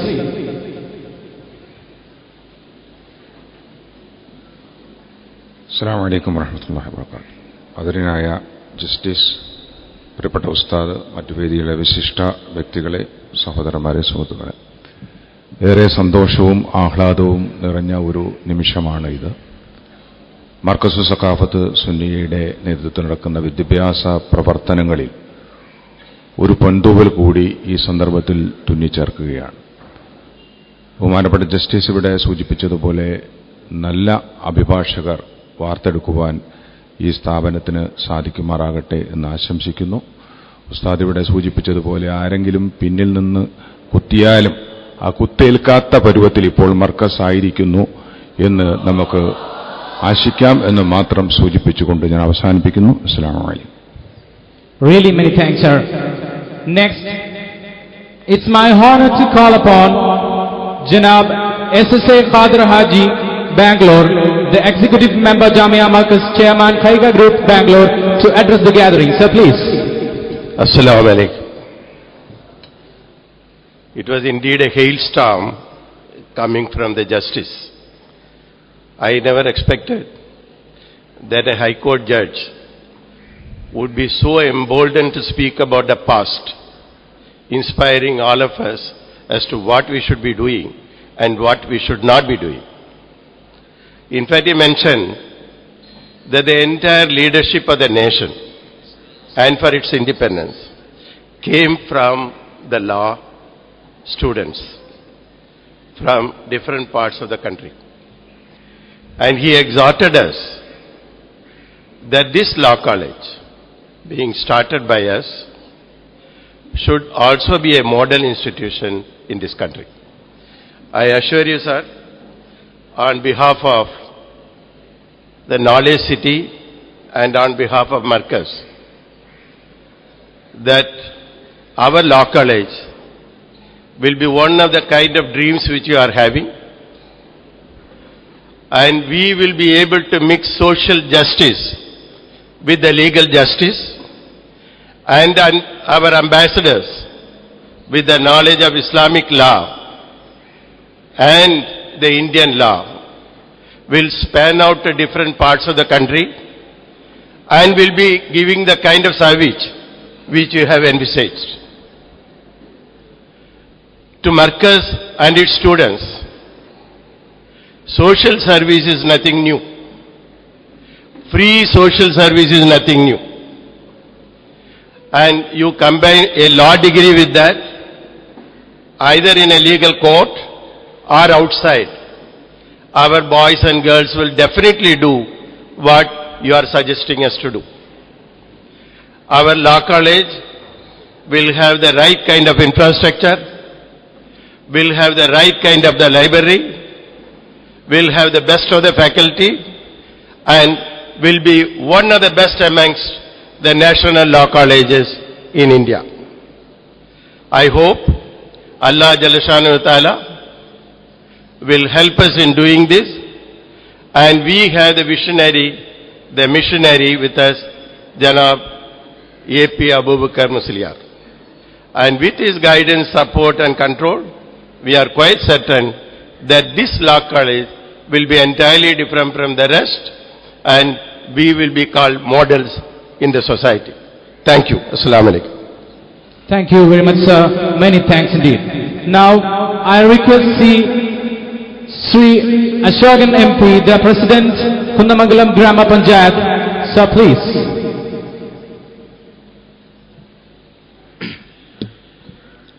ആരാധ്യനായ ഈ പരിപാടിയുടെ അധ്യക്ഷൻ Shri Kanthapuram A.P. Abubakar Musliyar, chief guest, വേദിയിലെ വിശിഷ്ട വ്യക്തിത്വങ്ങളെ, വിദ്യാർത്ഥികളെ, അധ്യാപക, media സുഹൃത്തുക്കളെ, വളരെ സന്തോഷമുണ്ട് ഇങ്ങനെ ഒരു വേദിയിൽ നിൽക്കാൻ. കാരണം കുന്നമംഗലം ഗ്രാമപഞ്ചായത്തിൽ മർക്കസിന്റെ താൽക്കാലികമായെങ്കിലും ഉദ്ഘാടന ചടങ്ങ് നടക്കാൻ സാധിച്ചത് കുന്നമംഗലം ഗ്രാമപഞ്ചായത്തിൽ വെച്ചാണ്. അതോടൊപ്പം തന്നെ ഇന്ത്യയിലെ മഹൽ സ്ഥാപനങ്ങളായ IIM, CWRDM, മാത്തമാറ്റിക്സ് ഉൾപ്പെടെ വളരെ നല്ല വളക്കൂറുള്ള ഒരു മണ്ണാണ് നമ്മുടെ കുന്നമംഗലം ഗ്രാമപഞ്ചായത്തിലുള്ളത്. നമ്മുടെ AP ഉസ്താദിനെ പറ്റി സംസാരിക്കുമ്പോൾ എനിക്ക് വളരെ കൗതുകകരമായി തോന്നുന്നത്, നമുക്ക് ഇന്നൊരു സർക്കാരിന് ചെയ്യാൻ പറ്റാത്ത അത്രത്തോളം സാമൂഹിക കാര്യങ്ങൾ ഏറ്റെടുത്തുകൊണ്ട് നമ്മുടെ സത്യസായി ബാവ മറ്റൊരു ഭാഗത്ത് ഞാൻ അദ്ദേഹത്തിനെ പോലെ കാണുന്ന ഒരു വ്യക്തി. കാരണം അവിടെ LP സ്കൂൾ മുതൽ അല്ലെങ്കിൽ അത്രയും വലിയ സ്ഥാപനങ്ങളിൽ വൈസ് ചാൻസലർ ആയിക്കൊണ്ട് സ്വാമി അവിടെ വന്നെങ്കിൽ ഇവിടെ നമ്മുടെ കേരളത്തിൽ ലോകത്താകമാനം വിദ്യാഭ്യാസ സ്ഥാപനങ്ങളുമായി മാതൃകാപരമായ പ്രവർത്തനവുമായി മുന്നോട്ട് പോയിക്കൊണ്ടിരിക്കുന്ന നമ്മുടെ AP ഉസ്താദ്, അദ്ദേഹത്തെ ഗ്രാമപഞ്ചായത്തിന് വേണ്ടി ഞാൻ അഭിവാദ്യം ചെയ്യുകയാണ്. അതേപോലെ ഈ ലോ കോളേജ് ഈ വലിയ രീതിയിലുള്ള ഒരു മാതൃകയാകുന്ന രീതിയിൽ നമ്മുടെ ചീഫ് ഗസ്റ്റൊക്കെ പറഞ്ഞ പോലെ വളരെ നല്ല രീതിയിലുള്ള വക്കീൽമാരെ പഠിപ്പിച്ച് വലിയ ഉന്നതിയിലെത്തുന്ന ഒരു സ്ഥാപനമായി മാറട്ടെ എന്ന് മാത്രം ആശംസിച്ചുകൊണ്ട് നിർത്തുന്നു. ജയ് Hind. Thank you very much, sir. Thank you very much indeed. May I request Advocate T.H. Abdul Aziz, the Chairman, Bar Council, Kerala. Sir, please. അസ്സലാമു അലൈക്കും വറഹ്മത്തുള്ളാഹി. ബഹുമാനപ്പെട്ട അധ്യക്ഷൻ ജനാബ് എ.പി. അബൂബക്കർ മുസ്ലിയാർ, വേദിയിലെ വിശിഷ്ട വ്യക്തിത്വങ്ങളെ, സദസ്സിലുള്ള പ്രിയപ്പെട്ട സഹോദരി സഹോദരന്മാരെ, നിയമമെന്ന വിഷയം ഇസ്ലാമിനെ സംബന്ധിച്ചോളം അന്യമല്ല.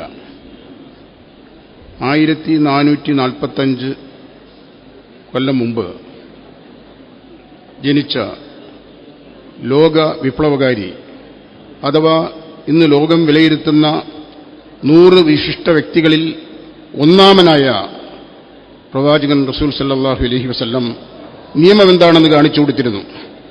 ഒരു ഉദാഹരണം പറയുകയാണെങ്കിൽ, ഞങ്ങളിന്ന് അഭിഭാഷകർ അല്ലെങ്കിൽ നമ്മുടെ നാട്ടിൽ നടത്തിക്കൊണ്ടിരിക്കുന്ന എതിർ കൈവശ നിയമം, അഡ്വൈസ് പൊസിഷൻ, ഇത് ആദ്യമായി ലോകത്ത് കാണിച്ചു കൊടുത്തത് റസൂൽ സല്ലല്ലാഹു അലൈഹി വസല്ലമാണ്. അദ്ദേഹം മക്കയിൽ നിന്ന് മദീനയിലേക്ക് പലായനം ചെയ്തു. 23 കൊല്ലം മദീനയിൽ താമസിച്ചു. തിരിച്ചു വന്നപ്പോൾ അവരുടെ ജീവിതത്തിലെ എല്ലാ സമ്പാദ്യങ്ങളും സ്വത്തുക്കളും അവിടെ ഇട്ടേച്ചുകൊണ്ടാണ് അവർ മദീനയിലേക്ക് പോയത്. തിരിച്ചു വരുമ്പോൾ അവിടെ അവരുടെ വസ്തുക്കളിൽ തോട്ടങ്ങളും വളരെ അഭിവൃദ്ധിയുമായി കാണപ്പെട്ടപ്പോൾ സഹാബികൾ പറഞ്ഞു, നമുക്ക് ആ സ്വത്ത് വേണ്ടേ എന്ന് ചോദിച്ചു. റസൂൽ പറഞ്ഞത്, ഇല്ല, അത് അവരുടെ അധ്വാനത്തിന്റെ ബലമാണ്, അത് അവർക്ക് ഉടമപ്പെട്ടതാണ്. ഇവിടെ 12 കൊല്ലം മറ്റൊരാളുടെ വസ്തു ഞാൻ കൈവശം വെച്ച് പരസ്യമായി ആരോടും ആക്ഷേപം കൂടാതെ കൈവശം വെച്ച് കഴിഞ്ഞാൽ, സ്ഥിരമായി അല്ലെങ്കിൽ തുടർച്ചയായി കൈവശം വെച്ച് കഴിഞ്ഞാൽ ആ ആളുടെ അവകാശം നഷ്ടപ്പെട്ട് കൈവശം വെച്ച ആൾക്ക് അവകാശം കിട്ടുമെന്നുള്ള ആ നിയമമാണ് ഇത്. ഞാൻ പറഞ്ഞത്, നിയമത്തിന്റെ ഉറവിടങ്ങൾ തേടി ചെല്ലുമ്പോൾ ഇസ്ലാമികമായ പല കാര്യങ്ങളും ഇസ്ലാമിക നിയമത്തിൽ പലതും കാണാൻ കഴിയും. അതുപോലെ നമുക്കറിയാം, ഇന്ന് ഏറ്റവും കൂടുതൽ കൊട്ടിഘോഷിക്കപ്പെടുന്ന ഹ്യൂമൻ റൈറ്റ്സ്, മനുഷ്യാവകാശം, ഇതിന്റെ പ്രഖ്യാപനമാണ് 1382 കൊല്ലം മുമ്പ് തന്റെ വിടവാങ്ങൽ പ്രസംഗത്തിൽ അവസാനമായി. അത് എഴുതപ്പെട്ടതല്ല, അതാണ് അതിന്റെ പ്രത്യേകത. ബ്രിട്ടനിലെ ഭരണഘടന എഴുതപ്പെട്ടതല്ല. അതുപോലെ ജീവിതത്തിന്റെ സമസ്ത മേഖലകളിലും കണ്ണോടിച്ചുകൊണ്ടുള്ള പ്രസംഗമായിരുന്നു അത്. നാം ഇന്ന് സ്വാതന്ത്ര്യത്തിന് വേണ്ടി വാദിക്കുന്നു. കൂടുതൽ അടിമകളുള്ള ഒരു സ്റ്റാറ്റസ് ആയിരുന്നു. ആ അടിമകൾക്ക് മോചനം കൊടുക്കണമെന്ന് ആദ്യം പറഞ്ഞത് റസൂലാണ്. അമേരിക്കയ്ക്ക് അത് പറയാൻ നൂറ്റാണ്ടുകൾ എടുക്കേണ്ടി വന്നു, നിയമം കൊണ്ടുവരേണ്ടി വന്നു. ഒരു കുറ്റം ചെയ്താൽ ആ കുറ്റത്തിന് പ്രായശ്ചിത്തമാകുന്നതിന് ഒരടിമയെ മോചിപ്പിക്കണമെന്ന് പോലും റസൂൽ കാണിച്ചു കൊടുത്തു. പിന്നെ ഏറ്റവും ആദ്യം, എന്റെ ഓർമ്മ ശരിയാണെങ്കിൽ, എഴുതപ്പെട്ട ആദ്യത്തെ ഭരണഘടന റസൂലിന്റെ കാലത്താണ് ഉണ്ടായത്. റസൂൽ മദീനയിൽ ചെന്ന് സെറ്റ് ചെയ്ത് ഏതാനും കൊല്ലങ്ങൾ കഴിഞ്ഞപ്പോൾ അവിടെ ആദ്യം മദീന സിറ്റിക്ക് ഒരു ഭരണം എടുക്കുകയാണ്. റസൂലിനെ ഭരണാധികാരി അവരോധിക്കുന്നു. ആ സമയത്ത് അദ്ദേഹം ഒരു ഭരണഘടന എഴുതി. ഒരൊറ്റ പാരഗ്രാഫേ ഉള്ളൂ, അദ്ദേഹത്തിന്റെ ചരിത്രം വായിച്ചാൽ അറിയാം. ആ ഭരണഘടന എഴുതിയത്, അന്ന് അവിടെ ഉണ്ടായിരുന്നത് ജൂതന്മാര്, മുസ്ലിമീങ്ങള്, അറബികൾ എന്ന് പറഞ്ഞാൽ ഇസ്ലാം മതം സ്വീകരിക്കാത്തവരെയും അറബികൾ എന്ന് പറയും. അവരോടുകൂടി എഴുതിയത്, എല്ലാവർക്കും അവരുടെ വിശ്വാസങ്ങൾ അർപ്പിക്കുന്നതിനും ആരാധനയ്ക്കുമുള്ള തുല്യ അവകാശമാണ് കൊടുത്തത്. കൂടാതെ അവർക്ക് ആ രാഷ്ട്രം ശത്രുക്കളിൽ നിന്ന് രക്ഷിക്കുന്നതിനുള്ള ചുമതല എല്ലാവർക്കും ഉണ്ടാകുമെന്ന് പറഞ്ഞു. സ്വാതന്ത്ര്യം, അതിന് ഒരു ഭംഗവും വരാൻ പാടില്ല. ഇതായിരുന്നു എഴുതപ്പെട്ട സ്വാതന്ത്ര്യം. കാലം കുറെ കഴിഞ്ഞപ്പോൾ ആധുനിക സമൂഹം ഇതൊക്കെ കോപ്പിയടിച്ച് ഭരണഘടന ഉണ്ടാക്കാൻ തുടങ്ങി. ഏറ്റവും അവസാനം ഞാൻ പറഞ്ഞല്ലോ, ഇപ്പോഴത്തെ ഇന്ന് ഏറ്റവും ചർച്ച ചെയ്യപ്പെടുന്ന വിഷയങ്ങളാണ് ഹ്യൂമൻ റൈറ്റ്സ്, കൂടാതെ എൻവയൺമെന്റ്. നമ്മുടെ സിനിമാ നടന്മാരൊക്കെ ഒരു ചെടിയിടുമ്പോഴത്തേനും കുറെ ആൾക്കാർ കൂടുതൽ ചെടിയിടങ്ങും. റസൂൽ പറഞ്ഞത്, നിങ്ങളൊരു ചെടി വെച്ചാൽ നിങ്ങളൊരു പുണ്യമാണ് ചെയ്തതെന്നാണ്. അതുപോലെ നമ്മുടെ വെള്ളം, വെളിച്ചം, ഇതിനെല്ലാം തുല്യാവകാശമാണെന്നാണ് അദ്ദേഹത്തിന്റെ ജീവിതം കൊണ്ട് കാണിച്ചു കൊടുത്തത്. ഇതിനെല്ലാത്തിനും അതുപോലെ നീതിന്യായത്തിന് ഏറ്റവും കൂടുതൽ ഊന്നൽ കൊടുത്തത് പ്രവാചകനാണ്. സമയമില്ല എങ്കിൽ ഒരൊറ്റ ഉദാഹരണം പറയാം. ഒരു അറബി ഒരു കളവ് നടത്തി, ഒരു പോർച്ചട്ട കളവ് നടത്തിക്കൊണ്ട് അയാൾ ഒളിപ്പിച്ചത് ഒരു സ്നേഹിതനായ ജൂതന്റെ വീട്ടിലായിരുന്നു. ജൂതനെയാണ് കള്ളനായി അവരോധിക്കപ്പെട്ടത്. അപ്പോൾ അവിടുത്തെ അറബികൾ സ്വാധീനം ചെലുത്താൻ നോക്കി റസൂലിനെ. അയാളെ രക്ഷിക്കണം, ഇയാളല്ല കള്ളനെന്ന്, കട്ട അറബിയെ രക്ഷിക്കണമെന്നുള്ള പറഞ്ഞ് സ്വാധീനിക്കാൻ ശ്രമിച്ചു. പക്ഷേ സ്വാധീനം ഏശിയില്ല. ശിക്ഷിക്കപ്പെട്ടത് ആ കള്ളനെ തന്നെയായിരുന്നു. ജൂതൻ നിരപരാധിയാണെന്ന് കാണപ്പെട്ടു. ആ തരുണത്തിൽ തന്നെ ഒരു ആയത്തിറങ്ങി, ഖുർആനിലൊരു ആയത്തിറങ്ങി. നിങ്ങളെ ഞാൻ ഏൽപ്പിച്ചിരിക്കുന്ന റസൂലെ, നിങ്ങളെ ഞാൻ ഏൽപ്പിച്ചിരിക്കുന്ന ദൗത്യം സത്യം കണ്ടെത്തുക എന്നുള്ളതാണ്. മറ്റുള്ളവരുടെ പ്രലോഭനങ്ങളോ അല്ലെങ്കിൽ സ്വാധീനങ്ങളോ അല്ല എന്നാണ്. അങ്ങനെ നീതിന്യായത്തിലാവട്ടെ മറ്റ് നിയമങ്ങളിലാവട്ടെ എല്ലാ കാര്യത്തിലും ഒരു സംക്ഷിപ്തമായ നിയമം ഉണ്ടായിരുന്നു. ഈ ലോ കോളേജ് തുടങ്ങുമ്പോൾ എനിക്ക് പറയാനുള്ളത്, ഞാൻ പഠിക്കുമ്പോൾ 2 ലോ കോളേജാണ് കേരളത്തിലുണ്ടായിരുന്നത്, എറണാകുളത്തും തിരുവനന്തപുരത്തും. ഇപ്പം 20ഓളം ലോ കോളേജുകൾ വന്നു. ഞങ്ങൾ കൂടി ഒരു യൂണിവേഴ്സിറ്റി തുടങ്ങി, ബാർ കൗൺസിലാണ് തുടങ്ങി എറണാകുളത്ത്, നാഷണൽ ന്യൂവാൾസ്. ഇത് പെട്ടിക്കട പോലെ ലോ കോളേജുകൾ തുടങ്ങുന്നുണ്ട്. അതുകൊണ്ടായില്ല. ചരിത്രം സത്യസന്ധമായി പഠിപ്പിക്കുക, അതോടൊപ്പം നിയമം എങ്ങനെ നമുക്ക് വ്യാഖ്യാനിക്കാൻ പറ്റുക. ഞാൻ പറഞ്ഞ ഈ നേരത്തെ പറഞ്ഞ ഹ്യൂമൻ റൈറ്റ്സിനെ കുറിച്ച് പറയുമ്പോൾ എനിക്കോ നിങ്ങൾക്കോ അല്ലെങ്കിൽ മുൻനിരയിലിരിക്കുന്ന കുറച്ച് പ്രായമായവർക്കോ കാണാൻ കഴിയാത്ത ഒരു സംഗതി എന്റെ പിൻനിരയിലുള്ള ചെറിയ കുട്ടികൾക്ക് കാലം പോകുന്നതിന് മുമ്പ് തന്നെ കാണാൻ കഴിയും. ഇന്ന് മനുഷ്യത്വത്തെ ചവിട്ടിമെതിക്കുന്ന, മനുഷ്യാവകാശങ്ങളെ ചവിട്ടിമെതിക്കുന്ന അമേരിക്ക, ആ രാജ്യം തുലയുന്നത് നിങ്ങളുടെ ജീവിതത്തിൽ നിങ്ങൾ കാണണമെന്ന് ഞാൻ പ്രാർത്ഥിക്കുകയാണ്. കാരണം നമ്മളിവിടെ ഇരുന്നുകൊണ്ട് ഇതൊന്നും അറിയുന്നില്ല. ചൂഷണം തന്നെയാണ് അവരുടേത്. എത്ര നിരപരാധികളെയാണ് കൊന്നൊടുക്കുന്നത്, എത്ര നിരപരാധികളെയാണ് അവർക്ക് വേണ്ടി അവർ പിടിയാളുകളാക്കുന്നത്. യുദ്ധമില്ലാതെ അവർക്ക് ജീവിക്കാൻ കഴിയില്ല. യുദ്ധം ആവശ്യമില്ലെങ്കിലും യുദ്ധം അഴിച്ചുവിടുന്ന ആ പ്രവണതയ്ക്കെതിരെ നിങ്ങൾക്ക് കാണാൻ കഴിയും, ഞങ്ങളൊക്കെ അപ്പോഴേക്കും മരിച്ചുപോയേക്കും. കാരണം ആ രാജ്യത്ത് അതാണ് സംഭവിക്കുന്നത്. പിന്നെ നമ്മുടെ ഇന്ത്യയെ വെട്ടിമുറിച്ച് രണ്ടാക്കിയ ബ്രിട്ടനിൽ പോലും അസ്വസ്ഥത തുടങ്ങി. ഈയിടെ സ്കോട്ട്ലൻഡ് അവിടെ നിന്ന് വിട്ടുപോകാൻ തുടങ്ങി, തൽക്കാലം പിടിച്ചു നിൽക്കാൻ കഴിഞ്ഞിട്ടുണ്ട്. ഇതിനെ ആരെയൊക്കെ ഉപദ്രവിക്കാൻ നിന്നോ അതിനൊക്കെ ഒരു പ്രതിവിധി ഉണ്ടാകും. എനിക്ക് പറയാനുള്ളത്, വളരെ കഷ്ടപ്പെടാൻ തയ്യാറുള്ള കുട്ടികളാണ് ഇവിടെ ഉണ്ടാവുക. അവർ പഠിക്കണം. പഠിച്ചുകൊണ്ട് എക്സലന്റ് ഒരു കോളേജ് എന്നുള്ള ഒരു പരിവേഷം അല്ലെങ്കിൽ ഒരു സിദ്ധി ഈ കോളേജിനുണ്ടാവണം. അല്ലെങ്കിൽ പണ്ട് എന്റെയൊക്കെ കാലഘട്ടത്തിൽ ഒരു ലോ ഗ്രാജുവേഷൻ ആവണമെങ്കിൽ ഒന്നുമില്ല അലീഗറിൽ പോകണം, അല്ലെങ്കിൽ മദ്രാസിൽ പോകണം, അല്ലെങ്കിൽ ഇവിടെ കർണാടകയിൽ ബാംഗ്ലൂർ പോകണം. അതൊക്കെ ഇന്ന് മാറി. മാത്രമല്ല പല ലോ കോളേജുകളിൽ നിന്നും പഠിച്ചു വരുന്നവർക്ക് എൻറോൾമെന്റ് ചെയ്യുമ്പോൾ ഞങ്ങൾ നിരാകരിക്കാറുണ്ട്. കാരണം വ്യാജമായ ഡിഗ്രി ആയിട്ട് പല ലോ കോളേജിലും പെട്ടിക്കടവല തുടങ്ങിയിട്ട് അംഗീകാരം ഉണ്ടായിട്ടുണ്ടാവില്ല. Law college തുടങ്ങിയതുണ്ടായില്ല. ഇതിന്റെ ഫംഗ്ഷനിങ് ഞങ്ങൾ വാച്ച് ചെയ്തുകൊണ്ടിരിക്കും. ബാർ കൗൺസിൽ ഇടയ്ക്കിടയ്ക്ക് ഇൻസ്ട്രക്ഷൻ നടത്തും. നല്ല സുസജ്ജമായ ഒരു ലൈബ്രറി നിങ്ങൾക്ക് ആവശ്യമാണ്. അതുകൊണ്ട് ഈ ലോ കോളേജ് ഇവിടെ വളരെ വിജയിക്കട്ടെ എന്നും ജനാബ് എ.പി. അബൂബക്കർ മുസ്ലിയാർ തുടങ്ങിയിട്ടുള്ള ഈ സുശക്തമായ അശ്വമേധം അതിനെ പിടിച്ചു കിട്ടാൻ ആർക്കും സാധ്യമല്ല. അതിന്റെ ഒരു ഭാഗമാണ് ഇതിന്റെയും തുടക്കമെന്നും ഇതിന് എല്ലാവിധ വളർച്ചയും ഉണ്ടാകട്ടെ എന്ന് അള്ളാഹുവിനോട് പ്രാർത്ഥിച്ചുകൊണ്ട് ഞാൻ എന്റെ വാക്കുകൾ അവസാനിപ്പിക്കുന്നു. അസ്സലാമു അലൈക്കും. Thank you, sir. That was indeed an inspiring words. Next, I would like to call upon Advocate Ashok Kumar, the President of Calicut Bar Association, to speak some words in 2 minutes. So please. ബഹുമാനപ്പെട്ട അധ്യക്ഷൻ Kanthapuram AP. Abubakar Musliyar, ഇന്നത്തെ മുഖ്യാതിഥിയും ഉദ്ഘാടകനുമായ honourable mister justice Babu Mathew P Joseph, വേദിയിലെയും സദസ്സിലെയും ആദരണീയരെ സഹോദരി സഹോദരന്മാരെ, മർക്കസിന്റെ ലോ കോളേജ് ഇവിടെ ഉദ്ഘാടനം ചെയ്യപ്പെട്ട് കഴിഞ്ഞിരിക്കുകയാണ്. അഭിഭാഷക വൃത്തിയുടെ ഔന്നത്യത്തെപ്പറ്റിയും അതിന്റെ പ്രാധാന്യത്തെപ്പറ്റിയൊക്കെ വളരെ വിശദമായി തന്നെ ഇവിടെ അധ്യക്ഷനും ഉദ്ഘാടകനും മറ്റു പ്രാസംഗികരൊക്കെ ഇവിടെ സൂചിപ്പിച്ചു കഴിഞ്ഞു, പറഞ്ഞു കഴിഞ്ഞു.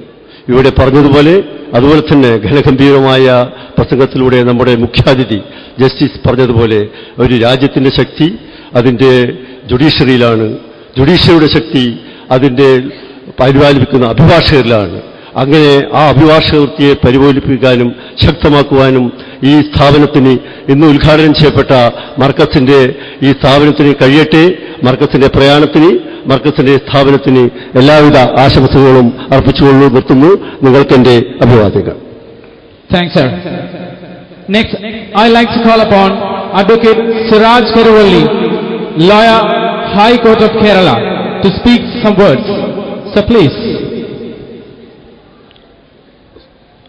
ബഹുമാന്യനായ കാന്തപുരം ഉസ്താദ്, ഞങ്ങളുടെ ബഹുമാന്യനായ ജഡ്ജ് അവർകൾ, സഹോദരി സഹോദരന്മാർ, അസ്സലാമു അലൈക്കും. കാന്തപുരം ഉസ്താദ് ഇന്ത്യ ചരിത്രത്തിന്റെ അല്ല ലോക ചരിത്രത്തിന്റെ തന്നെ ഒരു ഭാഗമായി മാറിയിരിക്കുന്ന ഈ സുദിനത്തിൽ ഞാൻ എറണാകുളത്ത് നിന്ന് ഈ ചരിത്ര നിമിഷം സാക്ഷ്യം വഹിക്കാൻ വളരെ പ്രയാസപ്പെട്ടെത്തിയതാണ്.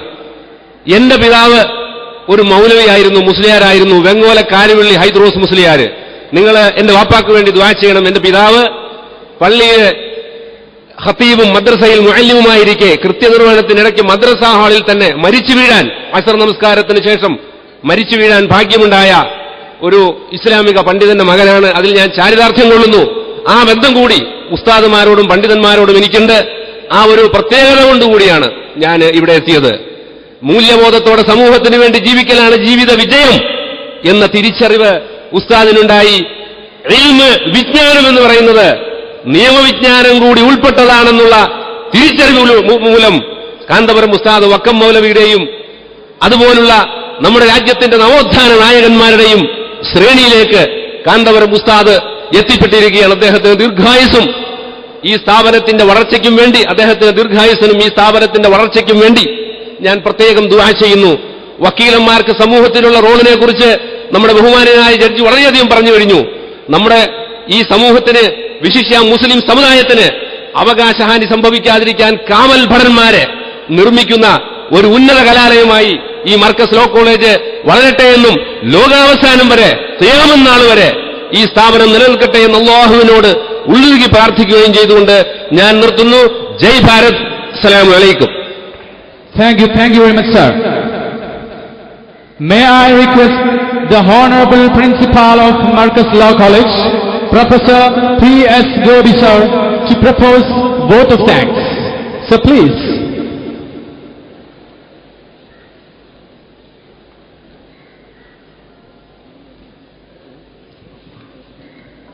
ബഹുമാന്യനായ അധ്യക്ഷൻ സയ്യിദ് അലി ബാഫക്കി തങ്ങൾ അവരുടെ ഉദ്ഘാടനായ എൻ്റെ സ്നേഹിതനും കേരള ഹൈക്കോടതിയിലെ സീനിയർ അഡ്വക്കേറ്റുമായ mister Babu Mathew P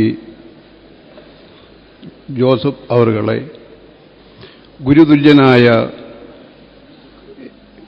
Kanthapuram A P Abubakar അവരുടെ ബഹുമാനപ്പെട്ട ജനപ്രതിനിധികളെ, രക്ഷിതാക്കളെ, സ്നേഹം നിറഞ്ഞ വിദ്യാർത്ഥിനികളെ,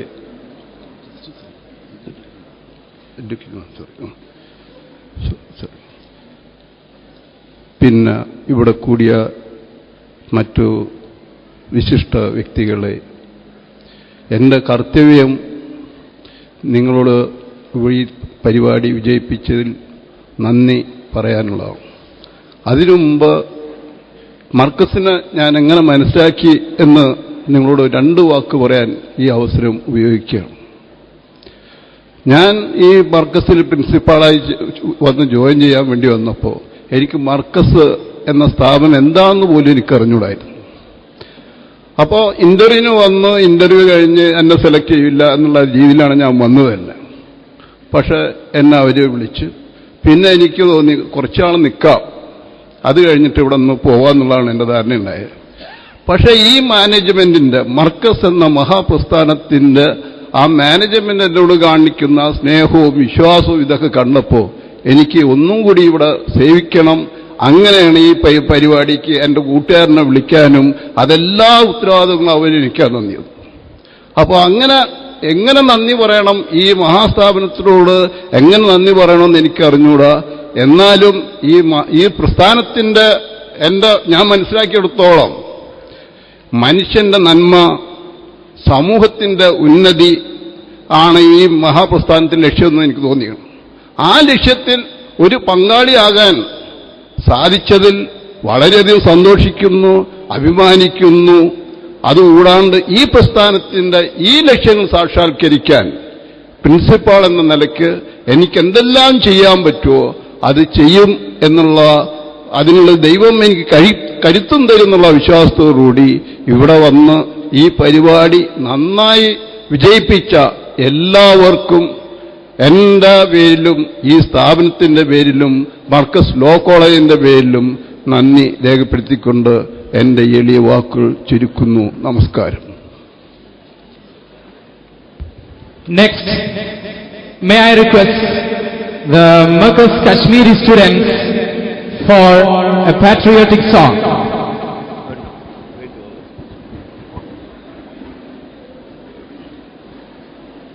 اٹھو ہند کے ویر سبھی تم ماں نے تمہیں پکارا ہے خلستان کیوں مانگ رہے ہو ہندوستان تمہارا ہے آپس میں کیوں لڑ رہے ہو ہندوستان تمہارا ہے آواز دو ہم ایک ہے آواز دو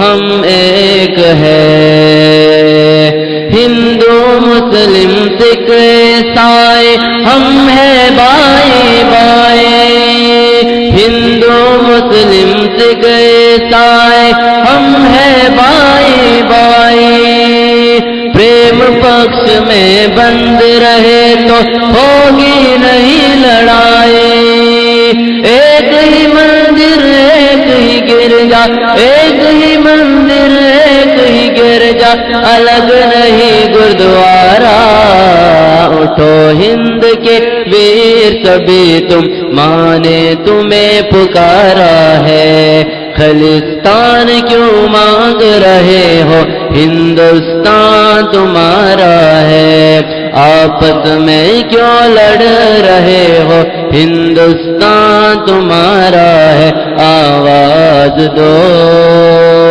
ہم ایک ہے آواز دو ہم ایک ہے ہم کشمیری ہم ملیالی گجراتی مدراسی ہم کشمیری ہم ملیالی گجراتی مدراسی پریم پکش میں بند رہے تو ہوگی نہیں لڑائی ایک ہی مندر ایک ہی گرجا الگ نہیں گردوارا اٹھو ہند کے ویر سبھی تم ماں نے تمہیں پکارا ہے خلستان کیوں مانگ رہے ہو ہندوستان تمہارا ہے آپس میں کیوں لڑ رہے ہو ہندوستان تمہارا ہے آواز دو ہم ایک ہے آواز دو ہم ایک ہے جی Finally, on behalf of Marcus, I offer all of you many thanks from the depth of my heart. May Allah subhanahu wa ta'ala help us to conquer more and more heights. Thank you very much again. Allah.